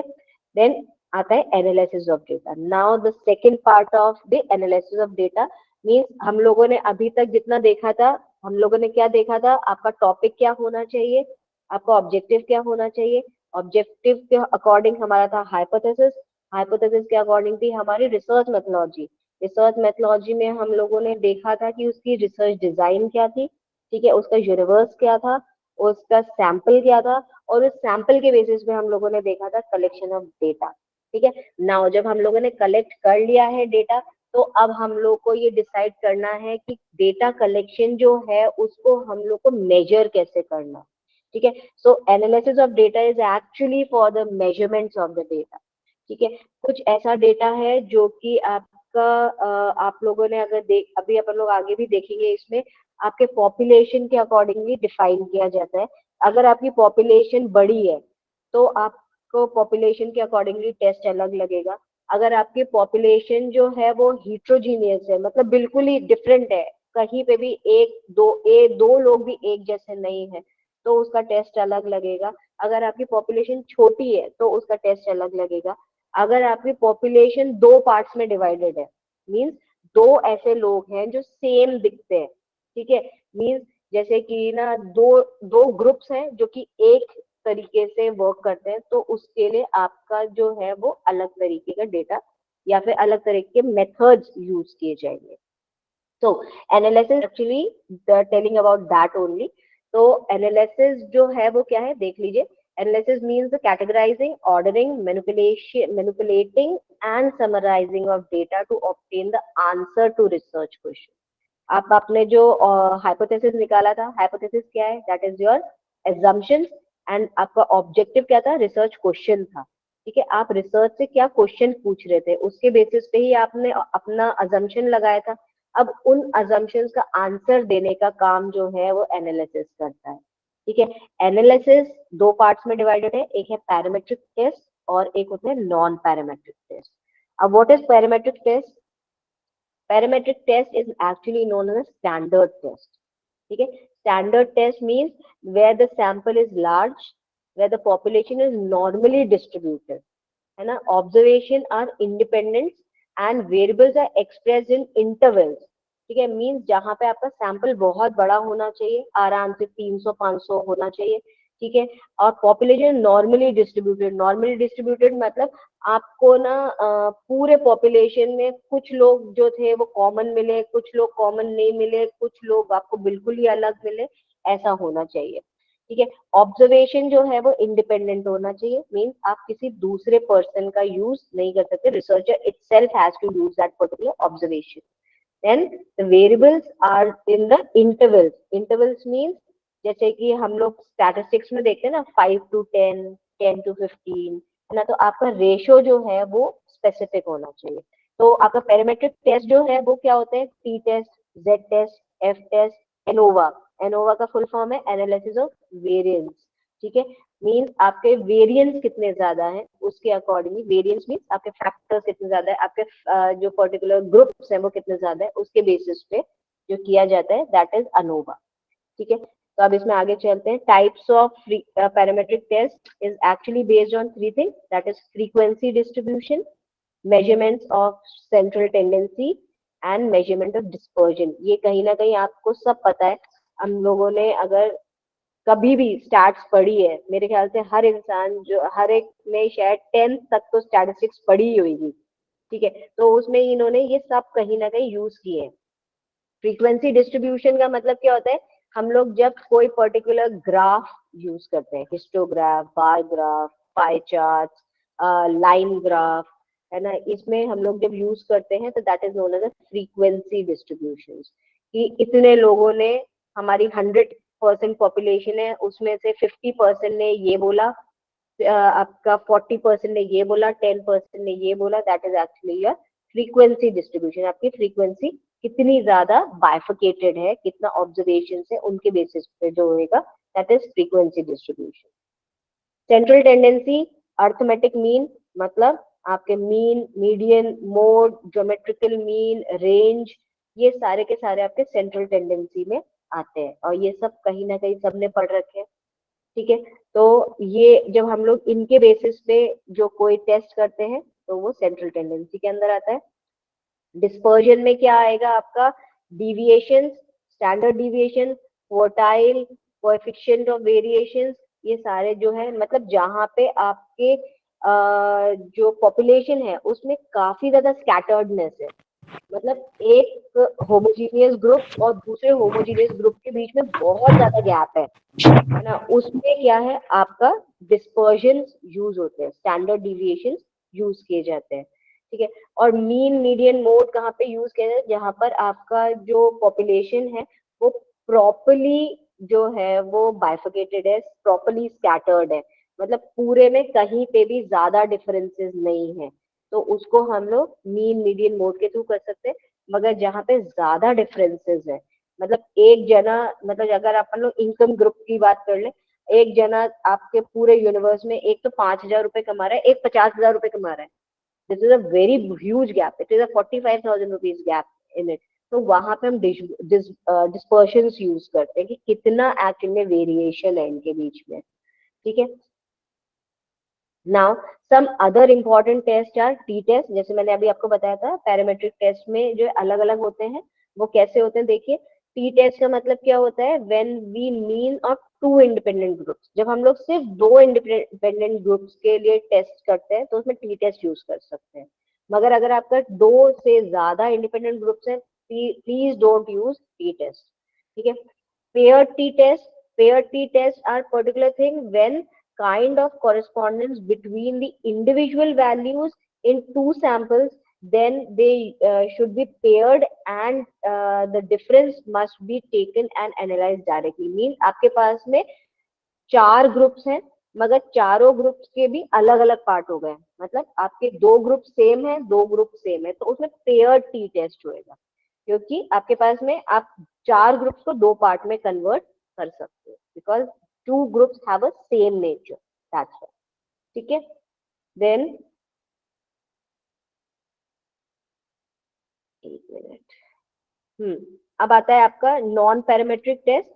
नॉन पैरामेट्रिक टेस्ट जो होता है वो आपका डिस्ट्रीब्यूशन फ्री टेस्ट माना जाता है। डिस्ट्रीब्यूशन फ्री टेस्ट मतलब जिसमें हम लोगों को ये देखने की जरूरत नहीं है कि कितना आपका जो यूनिवर्स है वो कितना ज्यादा स्कैटर्ड है, हमको ये नहीं देखना है कौन कितना होमोजीनियस है कौन कितना नॉन हिट्रोजीनियस है, हमको ये नहीं देखना है, हमको कॉमन नॉन कॉमन से कोई लेना देना नहीं है। ठीक है, हमको क्या मतलब है, हमको सिर्फ मतलब है कि हमें आंसर्स क्या क्या मिले, हमको डेटा क्या क्या मिला है, हमको सिर्फ उसके बेसिस पे ही डिफाइन करना है अपने आंसर्स, तो इसीलिए इसको डिस्ट्रीब्यूशन फ्री टेस्ट माना गया है। इसमें जो है नॉर्मल डिस्ट्रीब्यूशन बहुत डाउटफुल होता है। ठीक है, नॉर्मल डिस्ट्रीब्यूशन एक्चुअल में जब हम लोग अगर इकोनॉमिक्स की भाषा में बोले ना, तो नॉर्मल डिस्ट्रीब्यूशन जो है ना ये एक तरीके का मिथ है। कभी भी जब हम अपने सिर्फ अपन कंट्री तो बहुत दूर की बात करें, अगर हम लोग सिर्फ अपने जो जिस सोसाइटी में रहते हैं ना, अगर हम सिर्फ उस सोसाइटी में ही देखेंगे ना तो भी हमको जो है वो नॉर्मल डिस्ट्रीब्यूशन मिलेगा ही नहीं। नॉर्मल डिस्ट्रीब्यूशन का मतलब क्या होता है, जब लोग बाग कहीं ना कहीं एक जैसा ही सोचते हैं, ऐसा कभी भी नहीं मिलेगा आपको, हर इंसान अपने आप में अलग है। तो इसीलिए क्या है कि नॉर्मल डिस्ट्रीब्यूशन अपने आप में जब मिलना बहुत मुश्किल हो जाता है ना, तो उसके लिए नॉन पैरामेट्रिक टेस्ट ही यूज किए जाते हैं। इसीलिए नॉर्मली क्या होता है, नॉन पैरामेट्रिक टेस्ट को ही यूज किया जाता है, पैरामेट्रिक टेस्ट को बहुत बहुत रेयर केस में यूज किया जाता है। ठीक है, और नॉन पैरामेट्रिक टेस्ट के लिए सैंपल साइज छोटी होनी चाहिए, जबकि पैरामेट्रिक के लिए वो वाली साइज बड़ी हो सकती है। ठीक है, then data expression in the terms of ranks, इसमें जो होंगे डेटा रैंक्स में कन्वर्टेड होने चाहिए, ना कि आपके पॉइंट्स में, या फिर आपके जो है आप ना उसको यस नो या फिर आपके कोई वर्बल या फिर उसमें नहीं होना चाहिए, ये रैंक्स में कन्वर्टेड होने चाहिए, means it should be measured itself, ये पहले से मेजरिंग यूनिट्स में होने चाहिए।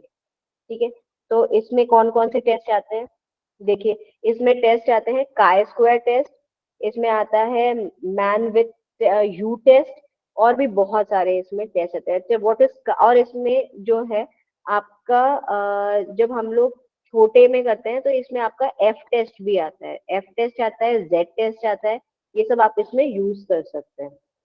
ठीक है, तो अब वैसे तो मेरे तरफ से तो ये खत्म हो गया है ना, मगर अगर किसी को अभी तक में कोई भी प्रॉब्लम हो तो you can ask. I am ready for all query now. हम अगर यूनिवर्स लार्ज है जी तो हमें सैंपल भी लार्ज ही लेना होगा ना, तो फिर we should go with parametric test और नॉन पैरामीट्रिक टेस्ट। एक मिनट, एक तो आपकी आवाज कम आ रही है। Okay, so ma'am I was asking कि अगर हमारा यूनिवर्स लार्ज है, बड़ा है, तो will take sample as large, तो we should go for parametric और नॉन पैरामीट्रिक टेस्ट। अगर हमारा यूनिवर्स लार्ज है तो हमको मतलब एक तो लार्ज है, दूसरा हमारे पास में जो है वो क्या कहना चाहिए, लार्ज है और प्रॉपरली स्कैटर्ड है। मतलब अगर उसमें नॉर्मल डिस्ट्रीब्यूशन आपको लगता है कि हाँ एक जैसा ही रिजल्ट होगा, है ना, तो you should go for the parametric test. जैसे आपने कोविड बोला, है ना, तो कोविड का मतलब क्या है कि कोविड में नॉर्मली लोगों में कुछ नंबर ऑफ सिम्टम्स ही दिखे थे, मतलब बिल्कुल अलग अलग नहीं थे उनमें सिम्टम्स, है ना। तो उसमें आप पैरामेट्रिक टेस्ट ही यूज करें तो वो ज्यादा बेटर है। मगर अगर आपका ना ऐसा कुछ है, पॉपुलेशन लार्ज है, तो उसमें आप नॉन पैरामेट्रिक तो पहले ही वैसे भी नहीं कर सकते, है ना। मगर अगर वो हीट्रोजीनियस है, मतलब बहुत ही ज्यादा स्कैटर्ड है, तो you have to think about some other, या तो आप उसका ना जो आपको यूनिवर्स है उसे छोटा कीजिए, है ना, या फिर जो है आप उसमें मेथड्स अलग यूज कीजिए। Okay ma'am, thank you. Okay, anyone else? Yes ma'am. Ma'am मुझे भी एक डाउट है, मुझे ये पूछना था, जैसे मेरी कोई रिसर्च है ईएनटी पे।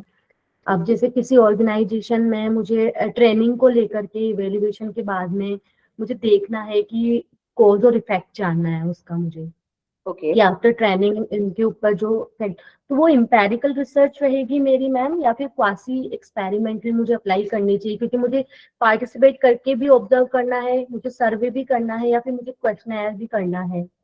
तो वो थोड़ा मल्टीडिसिप्लिनरी टाइप का है, क्योंकि उनकी साइकोलॉजी भी देखनी है कि ट्रेनिंग जो दी जा रही है वो उसे पॉजिटिव उसमें ले रहे हैं या फिर बॉर्डम की तरह ले रहे हैं, तो उसी हिसाब से मैं पूछना चाह रही हूँ। नहीं तो ऑब्वियस ही बात है, आपका एम्पेरिकली होना चाहिए, है ना, क्योंकि आपको बहुत सारी चीजें एक साथ में करनी है ना। तो आप ना उस चीज को जो है वो आपको एनालाइज भी करना है, आपको टेस्टिंग भी करनी है, आपको जो है ऑब्जर्वेशंस भी देखने हैं, है ना। तो you should at least go for empirical testing. Because अब सेकेंडरी डेटा पढ़ने के बाद अगर किसी चीज से सेटिस्फाई नहीं होते हैं, रिसर्च गैप मिल जाता है, तो फिर हम चाहते हैं उसमें पार्टिसिपेट करके वो प्रैक्टिकल रिसर्च करना चाहते हैं हम ज्यादा से ज्यादा, एग्जैक्टली ताकि हम देखिए न्यू ऐसा है कि एप्लीकेशन। secondary, जी मैम। मैंने जैसे बोला आपको सेकेंडरी डेटा, तो ऑब्वियसली बात है कि आपका जो रिसर्च फोकस है वो तो कभी मिलेगा ही नहीं ना आपको, है ना। अगर आपका अगर आपका जैसे टॉपिक है ना, वो टॉपिक में आप अगर आप ओनली सेकेंडरी देख रहे हैं, तो आपको उस particular you have to just see more secondary datas, है ना। आप ज्यादा से ज्यादा सेकेंडरी डेटा देखेंगे ना तो आपको ज्यादा फायदा मिलेगा उसमें, क्योंकि किसी में से आपको कुछ मिल जाएगा, किसी में से आपको जी कुछ मैम। मिलेगा, तभी आप कुछ कर पाएंगे। बट मैम ऐसा मुझे ऐसा लगता है जैसे मैं उसकी ये तो मैं ऑब्जेक्टिव रहूंगी इस चीज को लेकर के, बट कभी कभी क्या जी होता है जी कि बिल्कुल। इकोनॉमिकल जो क्राइसिस है वो फेसेस करने पड़ते हैं, कि चलो सर्वे में ज्यादा पैसा लग रहा है, फिर इस वाली रिसर्च में हमें ज्यादा मतलब पैसा यूज करना पड़ता है, यानी कि हमारा इन्वेस्ट हो रहा है, तो हम क्या करते हैं, हम कुछ कॉम्प्रोमाइजेशन वाले उसमें आ जाते हैं, तो फिर वो हमारा। तो मतलब कॉम्प्रोमाइज मत कीजिए ना, आप अपना यूनिवर्स कम कर लीजिए, है ना, या फिर ओके। आप अपना जो ऑब्जेक्टिव है उसको थोड़ा सा नैरो डाउन कर लीजिए। कोई जरूरी थोड़ा है कि अगर ना आपका टॉपिक जो है अगर उस टॉपिक में 20 to 25 क्वेश्चंस निकल कर आ रहे हैं तो लाइक आप सबको ही लो, यस ना, मैम, कोई जैसे मेरा जरूरी नहीं है राजस्थान ना। में है, जैसे मेरे कुछ ऑर्गेनाइजेशंस मैंने सेलेक्ट कर रखे हैं राजस्थान में, अब जैसे मैं उस पर रैंडम हाँ सैम्पलिंग जैसे अप्लाई करके फिर मैं उसमें से जैसे 1000 है तो मैं उसमें 500 पे कर रही हूँ जैसे, तो वो जी एरिया स्मॉल जी हो जाएगा थोड़ा। तो फिर उसके बाद जैसे हम जो भी मेथड्स ट्राई कर रहे हैं प्रैक्टिकल वाले, तो मैम फिर हम ऐसा तो नहीं हम डिस्ट्रैक्ट हो जाए, यानी कि हम वो, तो ये जो हम इंपेरिकल रिसर्च वाला मेथड मैम सही रहेगा ना, क्योंकि मेरा इंग्लिश लिटरेचर है एक्चुअली सब्जेक्ट। और मैं हाँ EIT पे हाँ, कर रही हूँ बिल्कुल अभी। बिल्कुल बिल्कुल बिल्कुल, है ना, आपका जो है वो सही रहेगा, क्योंकि आपको जैसे मैंने बताया कि आपको एक से ज्यादा वर्क करना है, तो you should go for the empirical वाली। यस मैम, क्योंकि एनालिसिस के साथ साथ हमें हमें ट्राई करना है कि हम कुछ नया ला सके, या फिर इस चीज को जो हमारे दिमाग में है क्या वो भी काम कर सकती है मैम। तो इस वजह से मैं यही सोच रही थी मैम। ओके मैम, हाँ थैंक नहीं, यू सो बिल्कुल मच। सही है ना, अच्छी बात है, आप रिसर्च के साथ में कोई डिस्कवरी भी करोगे। Thank you ma'am, thank you. हाँ जी, एनीवन एल्स? मैम एक मेरा सवाल था, मैं जैसे कि लिटरेचर जी से हूँ, उर्दू लिटरेचर से, जी जैसे किसी पर्सनैलिटी पे हम करते हैं रिसर्च, तो उसमें तो सारा डेटा जी। ही करीब करीब पब्लिश ही होता है मैम। जैसे कि उन्होंने कोई किताबें लिखी हैं, 10-12 किताबें हैं, या उनके ऊपर कोई जर्नल मतलब पब्लिश हुआ है, तो वो कौन से डेटा में आएगा, प्राइमरी में आएगा या सेकेंडरी में आएगा? तो सेकेंडरी में जो भी पब्लिश्ड है वो सब सेकेंडरी में ही नहीं मैम, आएगा। जैसे उन्होंने खुद ने जो किताबें लिखी हैं वो भी सेकेंडरी में आएगा? हाँ जी सर, बिल्कुल, है ना, जैसे मैंने आपको अभी उसमें यही तो बताया, जो प्राइमरी होता है ना, प्राइमरी का मतलब होता है कि आपको ना फर्स्ट हैंड डेटा कलेक्ट करना है, मतलब वो पब्लिश नहीं होना चाहिए। आपने खुद ने ना चाहे क्वेश्चनियर्स फ्रेम किए, आप ना सामने वाले से फेस टू फेस जाके मुलाकात कीजिए, आप उनसे बात कीजिए, अपना डेटा जो भी आपको आंसर जानने हैं वो पता कीजिए, तो वो प्राइमरी होता है। Any type of publish data, चाहे उन्होंने खुद की बायोग्राफी लिखी हो, उन्होंने अपना ना खुद के जो है चैप्टर्स लिखे हो, बुक्स लिखे हो, वो सब सेकेंडरी में आएंगे। लेकिन उसमें तो मैडम उनका कुछ है नहीं, वो तो अपन कोई मतलब डेटा एनालिसिस करना है, तो वो तो मेरे हिसाब से प्राइमरी में क्यों नहीं आता है?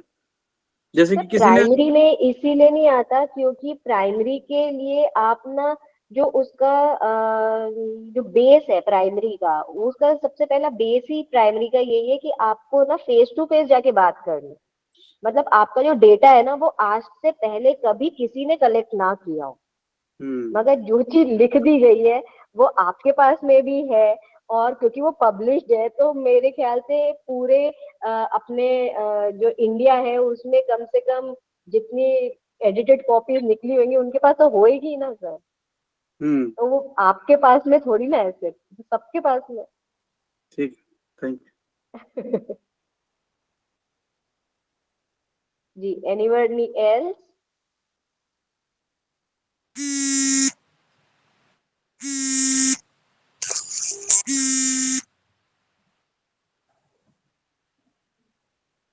किसी को और डाउट नहीं है, सबको क्लियर है? मैडम सब लोगों ने, अच्छा अगर किसी को डाउट नहीं तो ये बात बताइए, सब लोगों ने अपने अपने टॉपिक्स डिफाइन कर लिए? सबके टॉपिक्स फाइनल हो गए? यस मैम, मैम वो तो बहुत अभी आपसे बात क्लास करके ऐसा लगता है सोल्व हो गया, बट फिर थोड़ी देर बाद में नया क्वेश्चन राइज हो जाता है दिमाग में।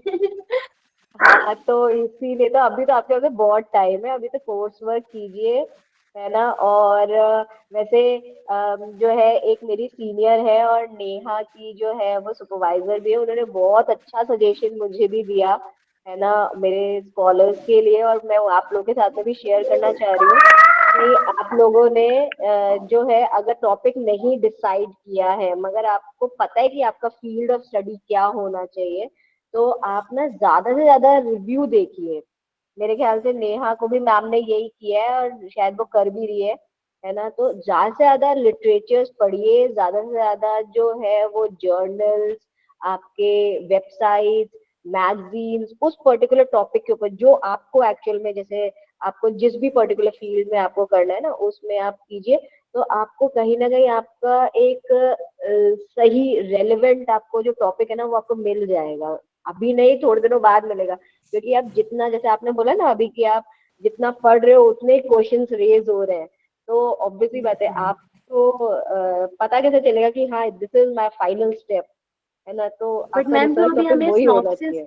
जी मैम, अभी जो हमें स्नॉप्सिस बनाना होगा तो हम ओनली जो एरिया ऑफ रिसर्च है हमारा और जो सुपरफिशियल जो हमें आइडिया लगा है केवल वही हमें लिख पाएंगे अभी तो हम, फिर नहीं उसके नहीं, बाद वो से। तो आप वही लिख पाएंगे, मगर ऐसा है जैसे ही आपका रिसर्च टॉपिक फाइनल हुआ और आपने सिनॉप्सिस में दिया ना, तो वो आप चेंज नहीं कर पाएंगे, आपकी डीआरसी जो होगी ना मतलब आपका जब सब्जेक्ट रिलेटेड कमिटी बैठेगी, SRC होगी, BRC होगी, तो उसमें अगर एक्सपर्ट उसे चेंज कर दे तो कर देगा, मगर आप नहीं कर पाएंगे, है ना। तो आप ये मान लीजिए अगर आपने सिनॉप्सिस में कोई टॉपिक लिख दिया तो मीन्स दैट इज फाइनल, है ना। अब जैसे उसके ऊपर आपको मैटर मिले नहीं मिले कोई मतलब नहीं है, you have to go with it.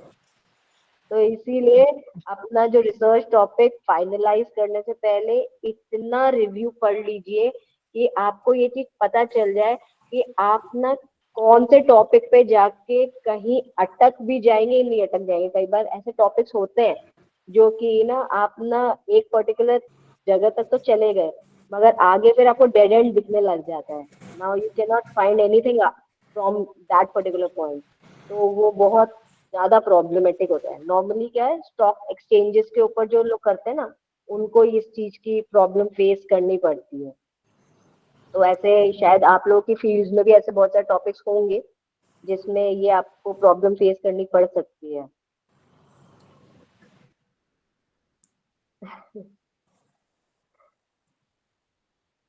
So this is the last class or you still have another class?